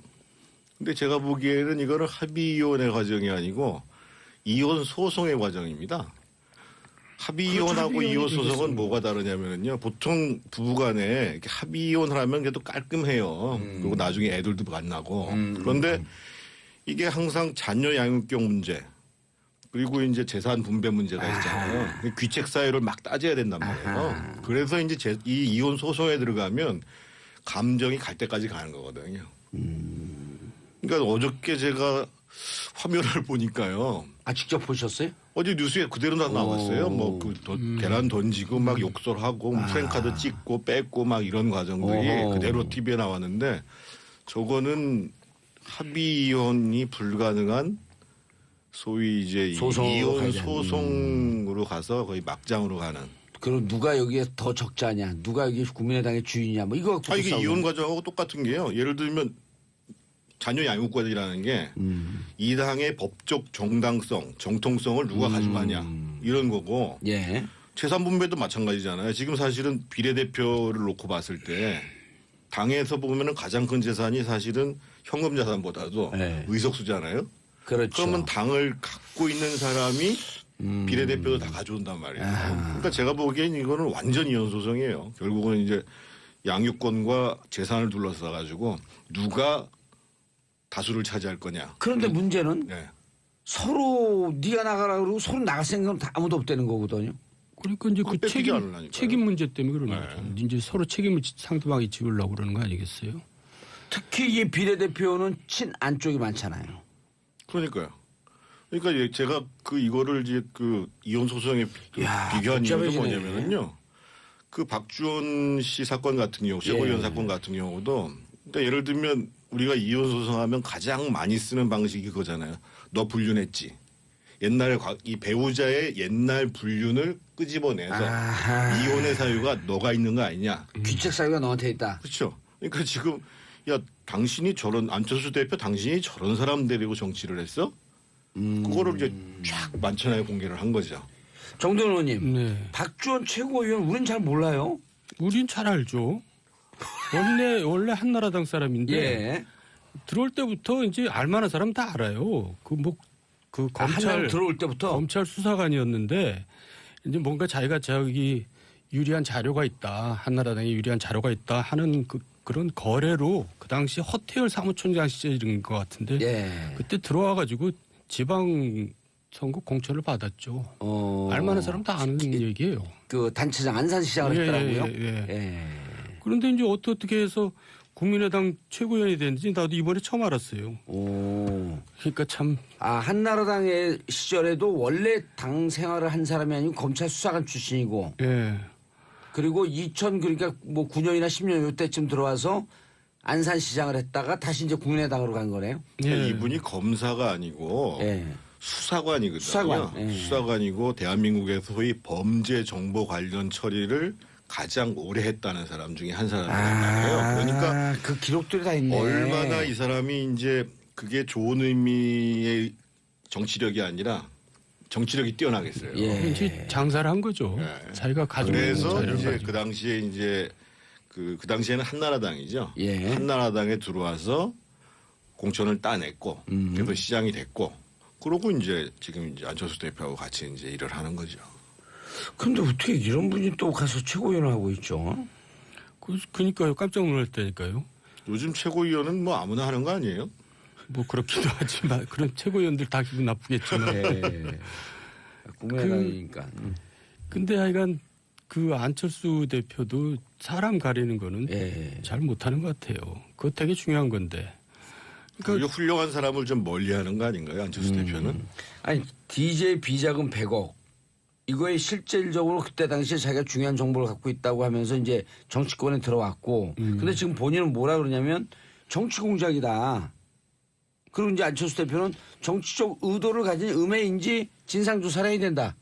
어떻게 보세요 이거는? 그러니까 우리들이 보기에는 다 웃기는 얘기. 우린 다 안 되니까요. 그 당시에 다 한나라당 웬만한 사람들은 다 알아요. 저 사람이 어떻게 해서 당에 들어왔고 어떻게 시장이 됐는지 다. 이 사실이 지금 시점에 드러난 것과 관련해서는 사실은 밝혀져야 될 부분이 있긴 하죠. 이게 이제 제가 기억하기로는 주성영 그 전 의원께서 확신을 해가지고 예.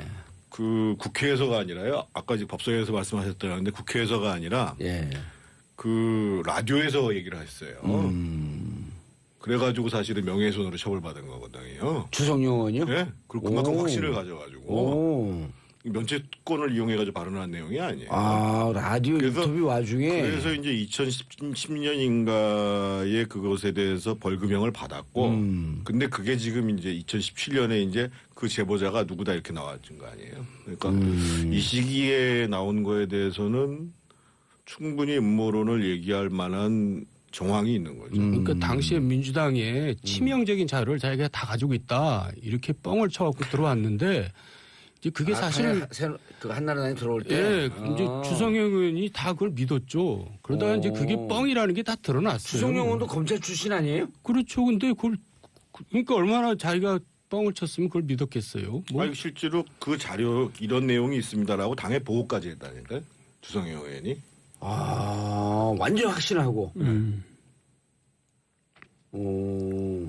근데 박지원 의원은 그랬어요. 주성용 의원이 좀 문제가 있는 것처럼 하고 주성용 의원과 통화한 내용이 다 있다 또 이러고 얘기를 하고 있거든요. 그럼 왜 자기가 그 통화한 내용을 밝히면 되죠. 그 두 분이 보기에는 주성용 의원이 그때 당시 확신한 것 때문에 이제 처벌을 받았지만 두 분이 보기에는 이분이 조금 더 문제가 있을 거다 그러니까 이렇게 보시는 우리들은 거죠. 다 한나라당이 이 사람한테 당했다는 거는 다 한나라당이 당했다. 네, 다 그거 알고 있는 없는 거죠. 자료를 갖고 있는 네, 것처럼 얘기를 했고. 네. 그 주성영 의원이 종종 실수를 많이 해가지고 이제 사건이 좀 많이 있긴 해도 예. 이럴 정도로 황당한 사람은 아니거든요. 그러니까 뭐 자료를 줬으니까 얘기했겠죠. 아무 근거 없이 얘기했겠어요. 이 박지원 당시 검찰 수사관 출신에게 당이 당한 케이스다. 그럼 안철수 대표는 이 부분에 대해서 지금 당내에서는 바로 즉각적으로 징계해라. 네. 라고 하는 얘기가 높은데 이것도 또 정무적 판단이 떨어지는 거 아닌가요? 정부? 지금 징계하겠다는 거 아니에요? 근데 처음에는 이제 무슨 진상조사 예. 얘기하다가 일단 바로 이제 징계하고 징계하는 걸로 가겠죠. 그렇게 한심을 쉬세요? 아니 이 국민의당은 바람 잘 날이 없으니까. 아니 거기만 그럽니까? 예. 자유한국당도 마찬가지죠. 자유한국당으로 이제 넘어가셔야죠. 그래서 제가 끝으로 좀 말씀드리고 예. 싶은데 제가 보니까 저게 합의이혼이 안 될 것 같아요. 그러면 서로가 계속 그걸 가지고 이전 투구를 하는 것보다 사실은 당을 해체하면 비례대표들이 살아나거든요. 당을 해체 선언을 한 다음에 선택할 수 있는데 선택해라.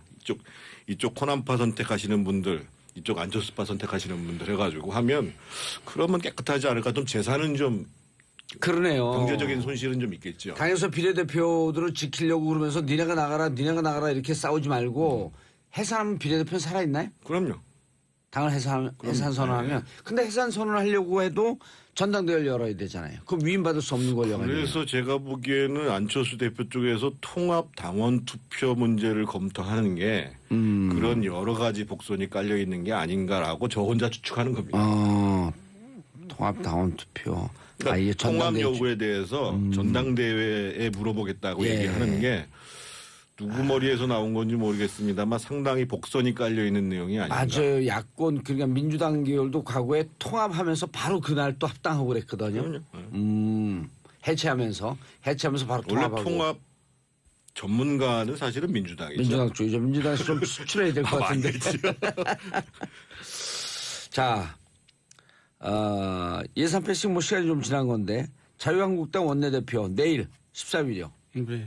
아까 그 잠깐 얘기하다가 진짜 전문가들 있으니까 그만 얘기하라 그러고 제가 장윤성 기자를 막았거든요. 그런데 김성태, 홍문정, 예. 한성교. 근데 사실 다들 맞닥지 않은 사람들이기 때문에 예. 누가 될 것이냐 예측하는 것 자체가 좀 자존심 상해요. 별로 누가 되든 뭔 상관이냐 이런 생각이기 때문에. 예. 제가 정도원 의원님 말씀을 조금 품격 있게 이제 해석을 하자면 예. 사실은 품격 이제 있게 해석 좋습니다. 그 원내대표라는 지위가 특히 예. 이제 보수정당 내에서는 일단 하나는 첫 번째로는 대중적인 호감이 있어야 되고 두 번째로는 내부를 잘 조정하고 통합할 수 있어야 되고 세 번째로는 상대당과 협상할 수 있는 능력이 있어야 되고 그러려면은 기본적으로 네 번째로 정책 능력이 있어야 되거든요. 근데 지금 나오신 분들로 봐서는 이게 다가오는 게 아무것도 없어요. 그러니까 이제 대중적인 호감도 그렇게 높으신 분들이 아니고 내부 통합 조정 이것도 좀 어려울 것 같고 또 협상 능력 이것도 좀 그럴 것 같고 그리고 또 정책 능력이 그렇게 있으신 분들도 아니거든요. 그건 너무 품격 있는 얘기고 지금 국정농단이 벌어져서 예. 참 촛불민심으로 해서 새 정부가 들어선 마당에 아직도 박근혜 전 대통령 재판이 진행되고 있고 여기에서 먼저 친박 또 친박이 원내대표하고 나왔다는 게 이게 말이 되는 겁니까 이게. 그러니까 이게 한나라당은 참 자유한국당은 이거는 정말 미래가 없는 당이라는 걸 보여주는 거고요. 또 김성태 후보도 마찬가지잖아요. 그 친홍으로 알려져 있잖아요. 저 자유한국당 욕하고 나갔다가 이제 또 불리하니까 바로 또 돌아왔잖아요. 그 철새 뭐 국민들이 이제 제일 싫어하는 또 철새 노릇을 했는데 이런 사람들이 원내대표 한다는 게 누가 그 관심을 갖겠어요. 근데 지금 가장 그 유력한 거로 보던데 김성태 의원이. 저는 조금 다르게 보는 게요. 지금 이전의 대립 구도는 친박과 비박의 대립 구도였잖아요. 예. 근데 이제 어떤 문제가 발생했냐면 지금 홍준표 대표를 제어하기가 어려워요. 홍준표 대표를 견제하기가 어렵단 말이에요. 근데 지금 벌써 이미 이제 지금 그 아마 제가 보기에 이 원내대표 선거 때문에 미루고 있는 모양인데 지금 이제 당무감사를 해서 원외 당협위원장을 물갈이 하겠다라고 이미 공언을 했잖아요. 근데 원래 그것을 이제 12월 초에 하기로 했다가 지금 안 하고 있는 이유 중에 하나가 그것을 딱 열어놨을 때 예. 판도라의 상자를 열어놨을 때 친박들이 야 우리 진짜 다 죽이려고 그러는구나 라고 생각할 수 그런 이제 경계감을 줄 수 있으니까 제가 보기에 좀 늦추는 것이 아닌가 이런 생각이 드는데 사건을 늦췄다. 결국은 그렇다고 본다면 친홍이라고 할 수 제가 지난번에 말씀드렸잖아요. 실질적으로 친홍이라고 할 수 있는 의원들의 숫자는 그렇게 많지 않다. 그렇게 되면 나머지 의원들이 나머지 의원들의 제일 관심은 다른 게 없어요. 자기 자리 보존하는 거거든요. 그렇게 되면 홍 대표를 좀 견제하는 방향으로 투표를 해야 되지 않겠냐라고 나올 수가 있고 또 김성태가 원내대표라는 것이 또 그런 역할로 일정도 할 수도 있잖아요. 그래서 제가 보기에는 생각보다 김성태 의원이 유리하다 이렇게 보기 쉽지 않을 거라고 봅니다. 그러네요. 1차 투표에서 만약에 안 되면 홍문종과 한성규는 단일화할 가능성이 없잖아요. 아니요. 1차 투표에서 안 그렇죠. 되면 한 명이 떨어지니까. 한 명이 떨어지죠. 표가 이제 몰리게 되죠. 그런데 이제 그 개인의 경쟁력 또는 호감도와 관계없이 그런 견제 심리로 투표를 하는 사람 입장에서 봤을 때는 소위 주류라고 하는 김성태 의원을 투표 안 할 수도 있기 때문에 생각보다 그렇게 만만치 않을 것이고 예측 불가의 상황이라고 보는 것이 아까 이 장윤정 기자가 거의 지금 저하고 비슷한 분석인 거죠. 그러네요. 그럼 1차에서 예를 들어서 홍문종, 김성태 의원이 포함되고 홍문종 의원이나 한선교 의원 둘 중에 한 분이 떨어지게 되면 그 표가 남아있는 한 분에게 더 몰려갈 가능성이 있다. 김성태 의원은 김성태 의원이 1차에서 가만 투표 못하면 안 될 수 있다. 근데 1차에서 가만 못할 가능성이 높지 않나요? 세 분들이 좀 비등비등하지 않아요? 내일이니까 뭐 내일 지켜본다는 거죠. 그래도 궁금한데. 이런 관점 어떻게 보세요? 결국 친홍 비용 아니냐? 근데 그 지금 정태근 의원은 친홍 비용이 뭐가 있냐 그게? 그렇죠. 결국 자기 이제 그 생사가 어떻게 될 것이냐 거기에 다 관심을 갖고 이제 이해관계를 따지겠죠. 자기 생사라고 하는 것은 지금 그 예를 들어 원내대표가 되고 그 다음에 이제 바로 뒤에서 이어질 당무감사 그리고 지역위원장 여부. 근데 의원들은 당연적으로 지역위원장이 되지 않나요? 아니 꼭 그렇지는 않아요. 이게 이제 이유 과정들이 존재해요. 본인들은 당협위원장을 자리를 유지할 수는 있어요. 근데 이제 기본적으로 지방선거 때부터 시작해서 시도당 위원장을 선임을 할 거고 거기서 지방별로 공천심사위원회를 구성할 거고 그러니까 이게 이제 견제를 어떻게 할 것인가라는 부분들에 대한 생각이 작동을 하겠죠. 그런 것이 이번 투표에 반영될 수 있다는 거예요. 자, 그 예산 전쟁 후 국민의당과 바른정당이 완전히 비판하면서 갈라섰잖아요. 그렇죠. 다시 정책연대 할 수 있나요? 이렇게 되면. 그런데 김동철 대표가 예상외의 발언을 했어요. 그 지난번에 이제 그 모임에 나와가지고 그 우리 하나하나 정책연대를 하다 보면 통합까지도 갈 수 있다라고 하는 식으로 안철수 대표 쪽으로 약간 기운 듯한 그런 발언을 했더라고요. 그분은 호남에 뿌리를 두고 있어서 반안이다 이렇게 보였던 분인데. 네, 의외였어요 아주. 나도 그렇게 받아들였는데 그게 또 무슨 원내 전략상 일단 지금 아직 또 이제 임시국회가 있으니까 필요해서 그랬는지 또 원내대표로서는 당을 또 추스릴 필요가 있죠. 그런 입장에서 그렇게 발언했을 수도 있고. 돌발 질문. 예. 바른정당에서는 더 안 빠져나가나요? 가고 싶은 사람이 있는데 지금 못 가고 있는 거죠. 지금 몇 사람은 지금 돌아가고 싶은 사람이 있어요. 지금 현재 남은 게 11명이죠, 이제. 11명이 안 되죠, 지금. 11명이죠. 11명인가요? 11명이죠. 예. 주호영 의원까지 다 빠져나가서. 근데 제가 지난 정확하게 11분에 대해서 정확하게 아시잖아요, 두 분은. 뭐 알죠. 예. 예. 근데 어쨌든 바른정당도 지금 이제 눈치 보고 있는 겁니다. 국민의당이 어떻게 돌아갈 것이냐. 그러니까 말은 그냥 의연한 척하지만 실은 지금 빨리 정리가 돼서 이제 교섭단체로 소속되기를 바라겠죠. 네. 왜냐하면 거기는 지금 사무처 직원들 돈도 못 주고 있거든요. 이제 머리가 아프니까. 비교섭단체가 되게 되면 정부 지원금이 많이 줄어들어가지고. 줄어드니까. 그거 좀 여담인데요. 제가 보기에는 국민의당 언론에서는 국민의당이 이번에 많이 챙겼다고 얘기를 하잖아요. 예산 과정에 대해서. 근데 제가 그 일이 있어서 이제 토요일 날 오후에 이제 광주를 내려갔는데 호남 분들도 예를 들면 지난번에 말씀드렸던 게 예를 들면 호남선 KTX 지금 이제 무한공항 경유하는 것 때문에 1조 1천억 더 들어간다고 얘기하잖아요. 그게 진짜 호남을 위해서 맞는 거냐. 이렇게 아주 비판적으로 얘기를 하시더라고요. 오. 예를 들면은 제가 이제 순천 분을 만났는데 예. 순천만 국가정원 만드는데 한 1,050억 정도 들었거든요. 지금 그게 한 해 수익이요. 125억 원 납니다. 입장 수입만. 오. 그래서 지금 순천이 지금 한 해에 순천을 관광 외지에서 방문하는 사람이 600만이 넘었다는 거거든요. 예. 순천시가 세외 수입이 636억이에요. 그래서 예를 들면 1조 1,000억 들어갈 것 같으면 예. 최근에 그 호남에서 가장 성공한 사업이 그 순천만 국가정원 사업하고 순천만 국가정원. 그리고 이제 제 처가가 있는 곡성에 이제 그 섬진강 기차마을 사업 있잖아요. 예. 이런 것들을 좀 제대로 만들어 가지고 그럼 국가정원 같은 거 10개 만들 수 있죠. 이 얘기를 순천 사람이 나한테 하더라니까요. 오. 그렇게 봐서는 그냥 뭐 무슨 그 KTX 만들고 공항 만들고 요즘에 이번에 뭐 새만금에도 무슨 뭐 공항 만드는 용역을 만든다고 말하는데 요즘은 국민들이 그렇게 생각 안 한다는 거예요. 무조건 돈 갖다 주는 거 그러니까 좋게 생각하지 않아요. 정치권끼리 지네끼리 그렇게 정치적 타협을 하다가 엉뚱한 예산 낭비가 빚어지는 예. 경우가 너무나 많아요. 호남 사람들이 보기에도 그 1조 2천억 이런 부분을 정말 필요한 예산으로 썼어야지. 그러니까 예전에 보면은 송정의 공항과 예. 송정역이 있어가지고 상당히 불편했잖아요. 근데 그거를 전철로 연결하니까 전부 다 역세권이 생겼잖아요. 예.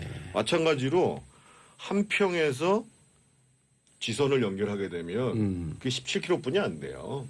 거기다가 거점 만들어가지고 하면 동네도 살아나죠. 역세권 경제가 사는데. 제가 너무 딴소리를 했나 이 시간에. 아니 막 정확히 맞는 말씀을 하신 거예요. 그래서 별로 그렇게 국민의당이나 그 민주당에서 그렇게 예산 갖다 준 거에 대해서 칭찬들 안 하더라고요.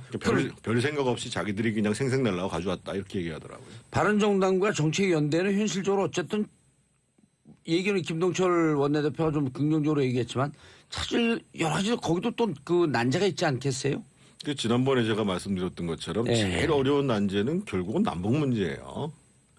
그러니까 저는 그렇게 권해드리고 싶어요. 그러네. 남북 문제에 대해서 어떻게 볼 것이냐. 사실은 뭐 법인세든 뭐든 이런 부분들은 조금씩 타협점을 가져갈 수 있는데 아예 가장 어려운 문제부터 시작해가지고 우리 바른정당과 그 국민의당 통합파들이 그럼 남북 문제와 관련해서 어떻게 접근할 수 있는지를 먼저 논의하는 게 좋지 않겠는가. 알겠습니다. 남북 문제에 대해서 좀 입장이 정리가 되면은 좀 통합에 대한 얘기가 될 수 있을 훨씬 것같다 가속화될 거라고 알겠습니다. 정도원 정태근 의원님 인사하시고요. 끝났어요? 네, 벌써 끝났네요. 너무 많이 수고하셨습니다. 예, 자 저는 내일 10시 5분에 다시 찾아뵙겠습니다. 땡큐 피스 코리아 내일 뵙겠습니다. 수사부원장인가요? 네.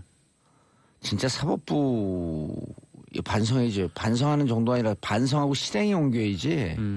안 그래도 지금 사람들이 영장 전담 판사들에 대해서 굉장히 권순호, 네. 오민석 이름을 다 외우시네요. 예, 역시. 강부영.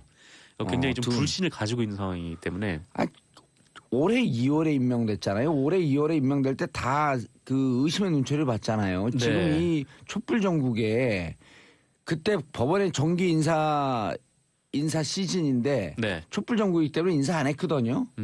검찰도 인사 안 했어요. 일부만 인사했어요. 네, 일부 맞아요. 인사 중에 특히 영장 전담 판사들만 임명을 하는 걸 보면서 다 보수적인 색채의 그 영장 전담 판사들로 하면서 그래서 사람들이 이렇게 의심한 거 아니에요. 앞으로 있을 재판에서 줄줄이 구속영장 다 기각시키려고 그런 거 아니냐. 그런 예측이 현실화된 거예요. 그렇죠. 이제 상당 부분 중요한 피의자들이 다 구속영장이 기각이 되면서 예. 이제 논란이 많이 됐었죠. 권순호, 오민석 부장판사고요. 네. 그다음 강부영은 일반 판사고요. 네, 영장 전담 판사 예. 세 분인데, 네 그렇습니다. 그러면은 그래서 제가 지난 방송에서도 다른 방송에서도 그랬거든요. 네, 아니 김명수 대법원장 뭐하냐 이거 그 지금 인사촌 아니지만 인사 이동 시켜라. 그랬더니 그럴 순 없대요. 아 그래요. 그게 무슨 법적 근거가 있나요? 이게 뭐 글쎄요. 근데 이게 그 뭐 구속영장 기각과 관련된 부분은 아니지만 그 적부심 심사에서 김관진 예. 석방이 됐었잖아요. 예. 그때 이후에 뭐 이제 그 김명수 대법원장께서 좀 뭐랄까 하여튼 그 적부심 사법부를 흔들지 결과를 마라. 놓고 네 사법부를 뭐 정치적 관점에 따라서 좀 이렇게 왔다 갔다 한다 뭐 그런 말씀하셨는데 여기에 대해서 현직 판사가 반박하는 글을 올려서 그것도 예, 인천지방법원의 부장판사 부장판사 네. 신광열 네. 판사에 대해서 김동진 판사가 비판했죠. 그랬죠. 네. 어쨌건 뭐 그런 일도 있었고, 네. 어쨌건 그 이번 김동진 판사는 예전에 원세훈 네. 그 국정원법은 위반, 선거법은 무혐의 하니까 지록 위반 판결이라 그러면서 비판했던 분이에요. 그랬다가 징계를 받으셨죠. 징계 2개월 정직. 그럼 2개월 정직 지금 맞거든요. 결국 네. 4년 받았으니까 정직 풀어주지도 않아요. 그렇죠. 예, 뭐 그건 뭐 무혐의 됐다는 죠. 어쨌든 근데 성남 그 지방법원에 있다가 인천으로 또 갔어요. 원래 성남 다음에 서울이거든요. 네. 또 물 먹은 거죠. 뭐 그렇게 우리도 볼 수가 물 먹죠. 있는 거군요. 네. 물 드세요. 전 앞에 커피가 있어서 저는 커피로 하겠습니다. 우리 사회가 물 먹이면 뭐 우리도 먹어줘야지. 네. 맛있네요. 자, 다음 뉴스. 네, 그래서 우병우는 이번에 구속영장 청구되면 될 거다. 오늘 구속영장을 청구할 방침이라고 했으니까 일단 구속영장이 청구가 되는지 좀 봐야 되고요. 이번 주 안에 스트레스 날도 추운데 스트레스 게이지 높아지는지 스트레스 게이지 해소되는지 한번 지켜보겠습니다. 네. 다음 뉴스 갈까요? 예. 네, 그 제프리 펠프먼 유엔 정무 담당 사무차장이 북한의 대화 채널을 열어야 한다 이렇게 촉구를 했습니다. 그 제프리 펠프먼 사무차장은 지난 5일 방북을 해서 9일까지 머물렀었는데요. 이 기간 중에 그 리용호 북한 외무상과 박명국 외무성 부장을 만났다고 합니다. 북한과 유엔 양측은 그 한반도 문제가 세계에서 가장 긴장되고 또 위험한 평화 안보 문제라는 점에 공감을 했다. 뭐 이렇게 얘기가 나왔는데요. 그 일본 언론에 따르면은 펠프먼 차장이 북한에 핵 미사일 개발을 중단해 줄 것을 요청을 했다고 하는데 이에 대해서는 별다른 합의점을 찾지 못했다 이런 해석도 나오고 있고요. 하지만 그 북한은 유엔과의 접촉을 정례화하기로 했다라고 발표를 했습니다. 이건 그 조선중앙통신에서 나온 말이니까 이거는 좀 사실 가까울 텐데요. 네, 어쨌건 유엔과의 대화를 정례화하고 또 공화국과 유엔은 앞으로 모임을 정례화하기로 했습니다. 또 비슷한데요? 네, 어쨌건 그렇습니다. 위대한 존엄 북조선은 북조선이라 안 그러죠 거기서는 공화국이라 그러죠. 공화국이라고 하죠. 공화국과 유엔은 네. 앞으로 방송이 점점 더 위험해지는 것 같은 느낌이 모임을 정리하기로 하고 한반도 평화 체제를 안정화시키기로 합의하였습니다. 뒷얘기는 하진 않았는데요. 네. 근데 뒷얘기의 가능성은 좀 높아진 상황이라고 보시면 될 것 같습니다. 평화 체제 정착시킨다는데 뭐 장윤성 기자 커피만 마시고 있고. 근데 하여튼 북한은 뭐 유엔과 접촉을 정례화하기로 하면서 뭐 북해 그 유엔 사무차장이 또 이 대화를 모색해야 한다고 했으니까 또 분위기는 좋은 모양이고요. 또 최근에 또 김정은이 그 영하 26도의 추위에 백두산 천지에 올라갔다는 그런 보도도 나왔습니다. 그거 뚱뚱해서 좀 위험한데. 그렇게 근데 거기 올라가가지고 그 주머니 손을 넣고 이제 먼 산을 바라보는 듯한 그런 사진이 힘이 약하면은 이제 그런 것도 없고. 이런 사람들 어떻게 처벌해야지 어떻게 해야 되나? 그 처벌 못하고 맨날 방송에서만 얘기하면 방송하는 우리는 이러려고 방송했나 하는 자괴감 만들고. 네. 예. 그런데 철저하게 수사를 해야 될 것 같습니다. 그런데 곧 끝날 때가 돼갖고 이거 초등학생 꼭 한번 좀 해야 되는데. 초등학생 이거 제목이라도 얘기하고. 네, 초등학생 자녀를 돌보기 위해서 직장을 그만두는 엄마들이 통계상 올 2, 3월에 15,000명이나 됐다라는 소식입니다. 아이들 돌보기 위해서요. 네. 돌봄 서비스 말로만 하지 말고 예산 팍팍 편성해갖고요. 직장 다니면서 애들 키울 수 있게끔 해주시기 바라겠습니다. 자유한국당이 계속 막고 있다는 뭐 그런 보도도 오늘 나오긴 당을 했는데. 떠나서 무조건 해야 됩니다. 네. 자, 인사하시고요. 네, 감사합니다. 정상훈 기자님 비상근이죠 오늘은. 예. 자, 2부 최반장으로 돌아옵니다. 채널 고정하소서. 정봉재 정치쇼 2부 순서 들어가겠습니다. 자, 여러분들이 기다리던 2부 순서 타이틀은 최반장. 그런데 오늘은 최박장. 자, 함께 하실 분 최영일 평론가님 안녕하세요. 예, 장윤선 기자님 짱. 네, 안녕하세요. 반균 기자님 오늘 사정상 못 나오셨어요. 정치쇼에 처음 인사드린 분 박연미 경제전문 기자님. 안녕하세요. 예. 누구라고 얘기해야죠? 예, 저는 지금 무적 됐습니다. 기자라고 박연미. 일하고 있습니다. 네. 무적 기자는 뭐예요? 네, 적이 없는 기자죠. 오. 무적. 네. 아무도 못 당하는 거예요? 그렇죠. 그럼요. 천하무적. 네. 적이 없으면 여기만 있어요? 이런 개그 위험합니다. 여기 웃으면요 아재된 거예요. 그러네요. 근데 적이 없다는 거는 진짜 대단한 건데요. 그렇죠. 네, 왜냐하면 대충 적이 다 많거든요. 맞아요. 기자들은 어떤 그렇죠. 기사, 특히 예. 정치부 기자들은 요즘 많이 까이니까 좀 무서워요. 적이 없는 사람을 전문용어로 무걸호인이라 그러고 어. 무걸호인은 기사를 쓸 수가 없어요. 아이고. 기사의 핵심은 가시거든. 뼈가 있어야 한다. 그러면. 네. 예. 자, 첫 번째 뉴스. 근데 반기훈 기자는 왜 안 나와요? 이제 안 나온대요? 아닐 거예요. 최근에 예. 직장을 옮겨서 예. 오늘이 첫 출근입니다. 오늘 주간 경향으로 주간 옮겼어요. 경향으로. 예, 첫 경향으로. 출근을 방송을 나올 순 없잖아요. 회사를 가야지. 예. 첫 출근은 9시까지 하나요? 그럼요. 우린 방송 10시부터인데 9시까지 나오는데. 자, 찍고 긁으면 띵 찍고. 예. 자, 첫 번째 뉴스. 네.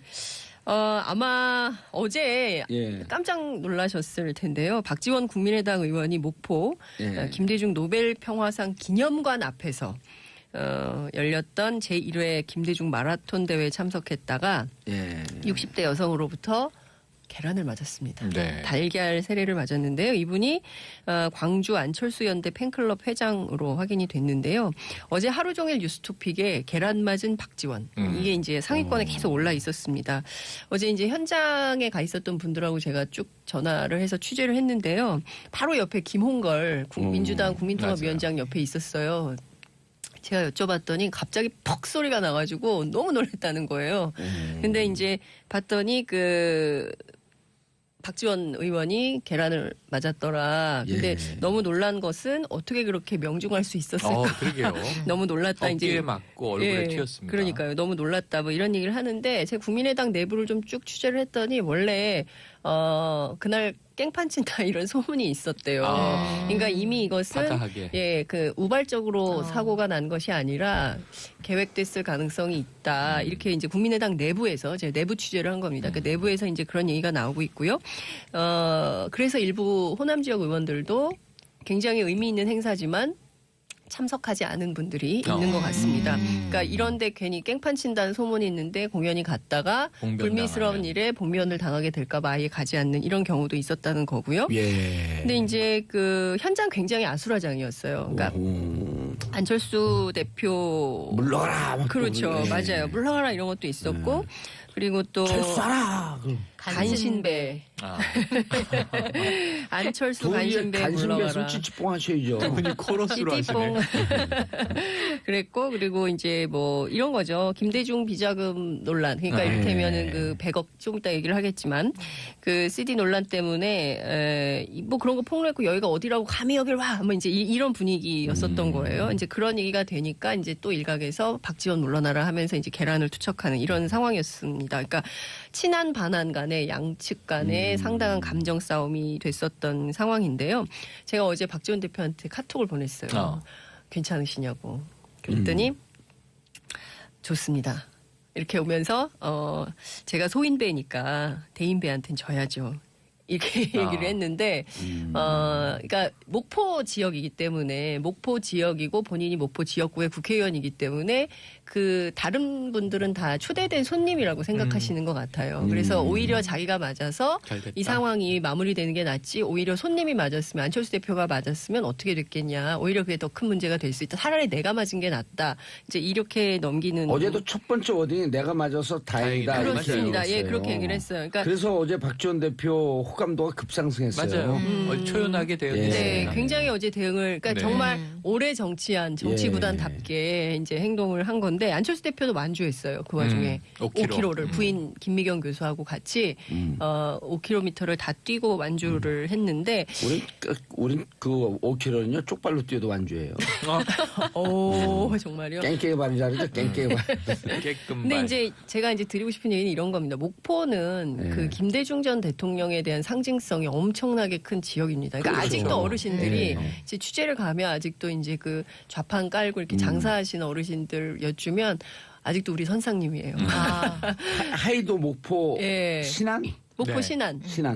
네, 그러니까 아직도 이제 선생님 이렇게 이제 추앙받는 분인데 어쨌든 영원한 비서실장인 박지원을 향해서 계란을 투척해서 이른바 모욕을 준 것이기 때문에 국민의당 내부에서도 우리 이제 굉장히 어려워지겠다. 끝났다고 봐야 된다. 이런 얘기들이 나오고 있어요. 그러니까 굉장히 당이 박지원 대표 개인으로는 정치로 보면 순수히 정치 공학적으로만 셈법으로만 보면 엄청난 본인에게는 플러스. 네, 그렇죠. 그리고 이제는 국민의당을 털고 민주당과 손을 잡을 명분도 세운 거고. 세운 거죠. 예. 사실상 예전에 정치적으로는 훨씬 플러스죠. 계란 맞은 정치인 치고 득이 없었던 분은 없어요. 그럼 김영삼 저한테 하나 전 던져주세요. 대통령, 노무현 전 대통령, 네. 또 정원식 총리. 외대산. 네. 정원식 국무총리.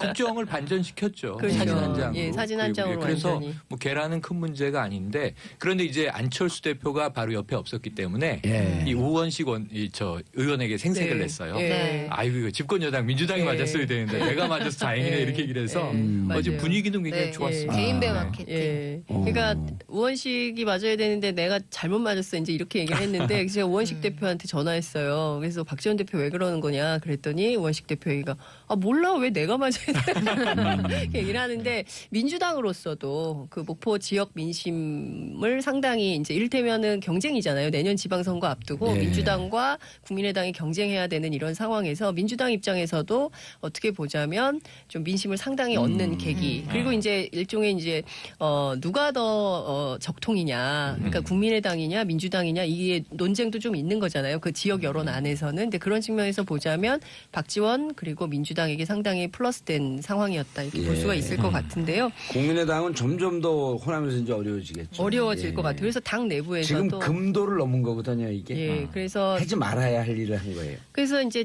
당 내부에서 그래요. 참 정신없는 사람들이다. 제1회 김대중 마라톤 대회라는 그 상징성에 계란을 던졌기 때문에 이거는 그 어떤 것으로도 해결이 안 된다. 이제 이렇게 그 우리가 어떻게든 이거를 풀어야 되는데 큰일 났다. 이게 어제 상당한 위기감이 있었어요. 박 전 대표 어제 조금 더 위트가 있었으면 완주해갖고 우승한 사람에게 네. 계란 한 판을 딱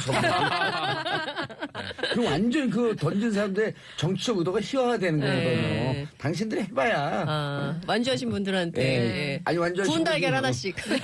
아니 그럼 대면 딱 큰 판 한판 그럼 이제 사진 찍혀 나갈 거 아니에요. 사진 계란 맞은 모습과 계란 한 판.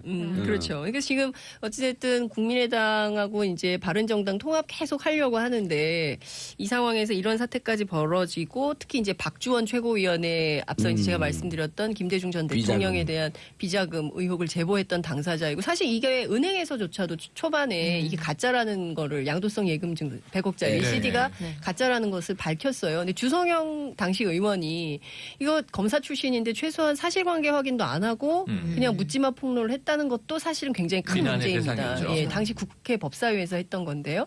그 자체도 문제지만 이것을 거짓 제보한 찍혀왔던데 예. 이게 김정일도 중대한 결정을 내릴 때 백두산 정상에 올라갔었다고 해요. 그래서 김정은도 뭔가 이제 중대한 결단을 내리는 거를 네, 일종의 이제 포장하기 위해서 좀 그런 좀 이제 벤치마킹하고. 네, 일종의 액션을 취했다. 그럼 한반도 라고 볼수 있죠. 평화체계가 급진전할 수 있다 이런 얘기인가요? 아니면 실험할 건 다 했는데 이제.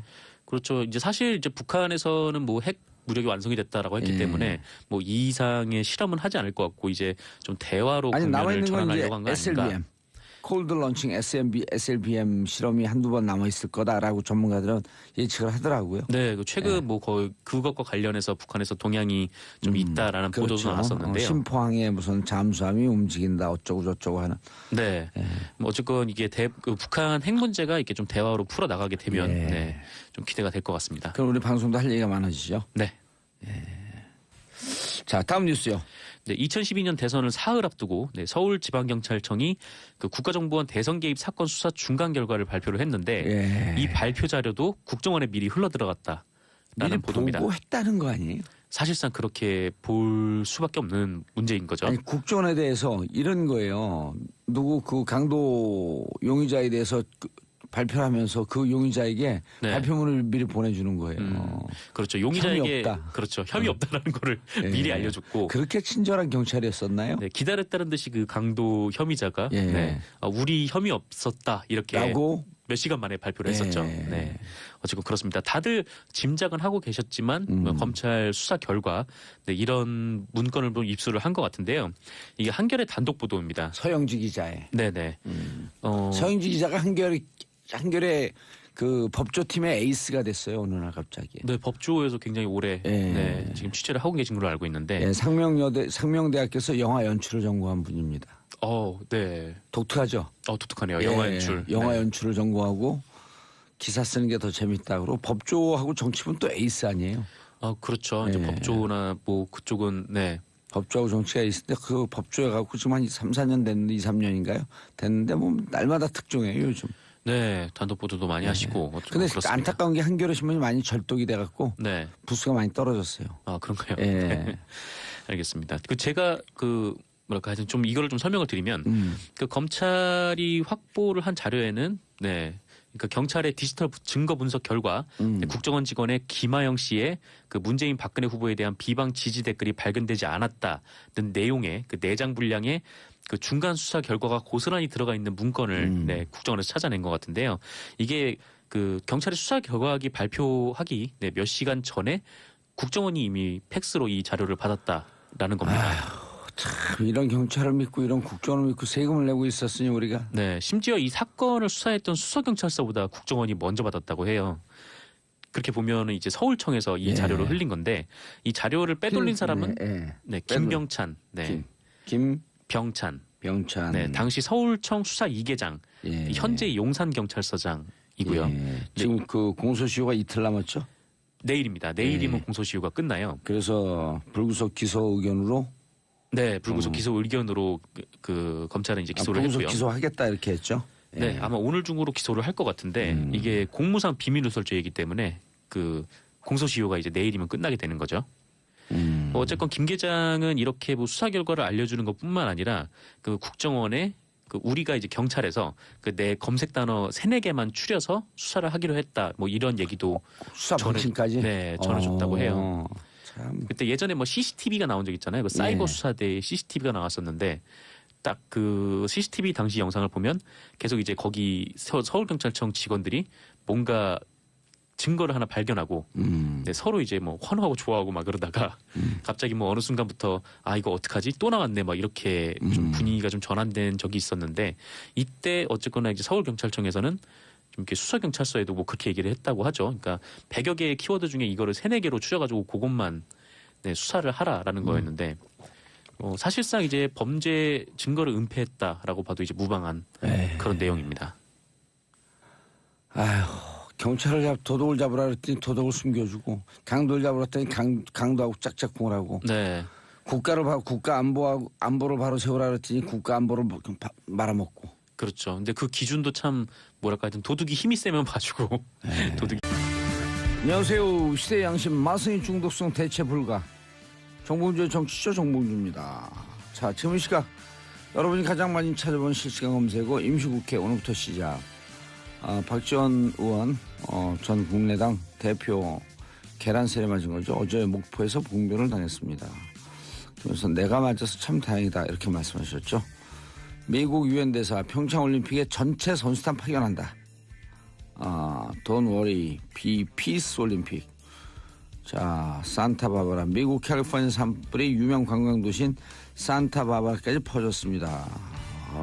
큰일 났습니다. 우리 누나도 캘리포니아 LA 사시는데. 자, 월요일 첫 곡 스티비 원더 Sir Duke 들으면서 1부 돌아오겠습니다. 정봉주의 정치쇼 1부 순서 들어가겠습니다. 뉴스 브리핑. 자, 정상근 미디어오늘 기자 자리하셨습니다. 네, 안녕하십니까? 예, 무슨 기사로? 좀 잼난 기사로. 자, 여러분들께서도 정치자 여러분들께서도 함께해 주시기 바라겠습니다. 샵 1035. 짧은 문자 50원, 긴 문자 100원. 샵 1035. 자, 정혜영님 지금 아이 어린이집 보내고 오는 길인데 정말 칼바람이네요. 감기 조심하시고 오늘도 잼난 방송 부탁드립니다. 전혜원님 유튜브로 듣다 오늘 회원가입했어요. 매일 출석할게요. 감사합니다. 밖에 진짜 칼바람 장난 아니더라고요. 그래요? 네. 예. 칼바람, 그리고, 근데 이제 이게 제가 지금은 안 그런데 옛날에 그 겨울 스포츠를 했었거든요. 어떤 종목이요? 뭐 스키라든지 이제 이런. 예. 근데 그때 이제 뭐 돈이 많이 드는 게 아니고 제가 그쪽에 이제 강원도에 스키 국가대표 출신들 지인들이 많아갖고. 예. 그럼 같이 가서 타고 그러거든요. 예. 한겨울에 5번을 갔다 오잖아요. 1년 내내 감기가 안 걸려. 진짜요? 찬바람 맞으면서 운동하는 게 그렇게 좋은 거예요, 몸에. 태어나서 딱 한 번 스키를 타봤는데 근데 그날 스키 이후로 타면 안 돼요.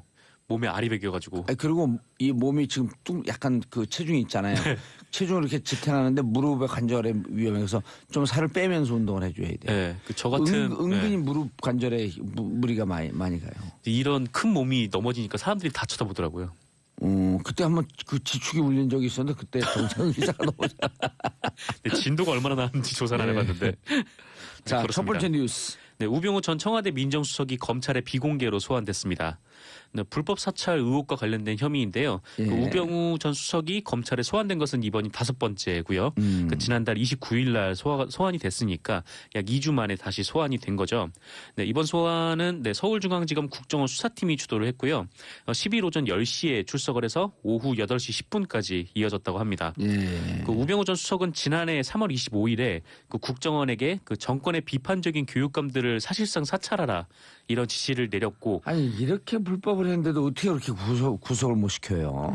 그러니까 일전에 한번 구속영장을 청구를 한 적이 있었는데 뭐 다들 예. 기억하시겠지만 검찰이 이게 구속이 거의 될 법한 이런 핵심적인 증거 정황들을 다 빼고 구속영장을 신청을 했다는 사실이 뒤늦게 드러났었잖아요. 그렇죠. 네, 그때 한번 논란이 좀 됐었는데. 특검에서 자료를 검찰 특수본에 검찰에 넘기면서 네. 이제는 이렇게까지 얘기했어요.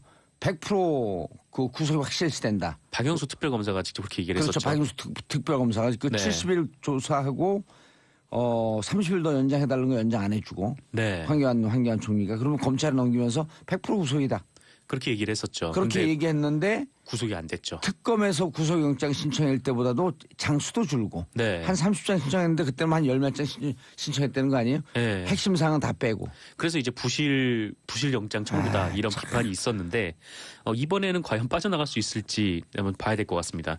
이게 지금 그 받고 있는 그런 혐의가 네, 그때 그 교육감들을 사실상 사찰하라는 지시 또 그리고 그 김대중 정부에서 환경부 장관을 지냈던 김명자 씨가 그 한국과학기술단체 총연합회 신임 회장으로 당선이 되자 사설단체 아니에요 그게. 네, 그렇죠. 네. 이 연합회에 소속된 80여 개 단체 회원들의 정치 성향을 국정원을 시켜서 조사를 했던 과학계 블랙리스트 작성 혐의도 받고 있어서 요거는 중범죄죠. 그래서 아마 이번에는 뭐 구속이 될지 뭐 사람들이 많이 관심을 갖고 있는 것 같은데 어떤 결과가 날지 좀 더 지켜봐야 될 것 같습니다.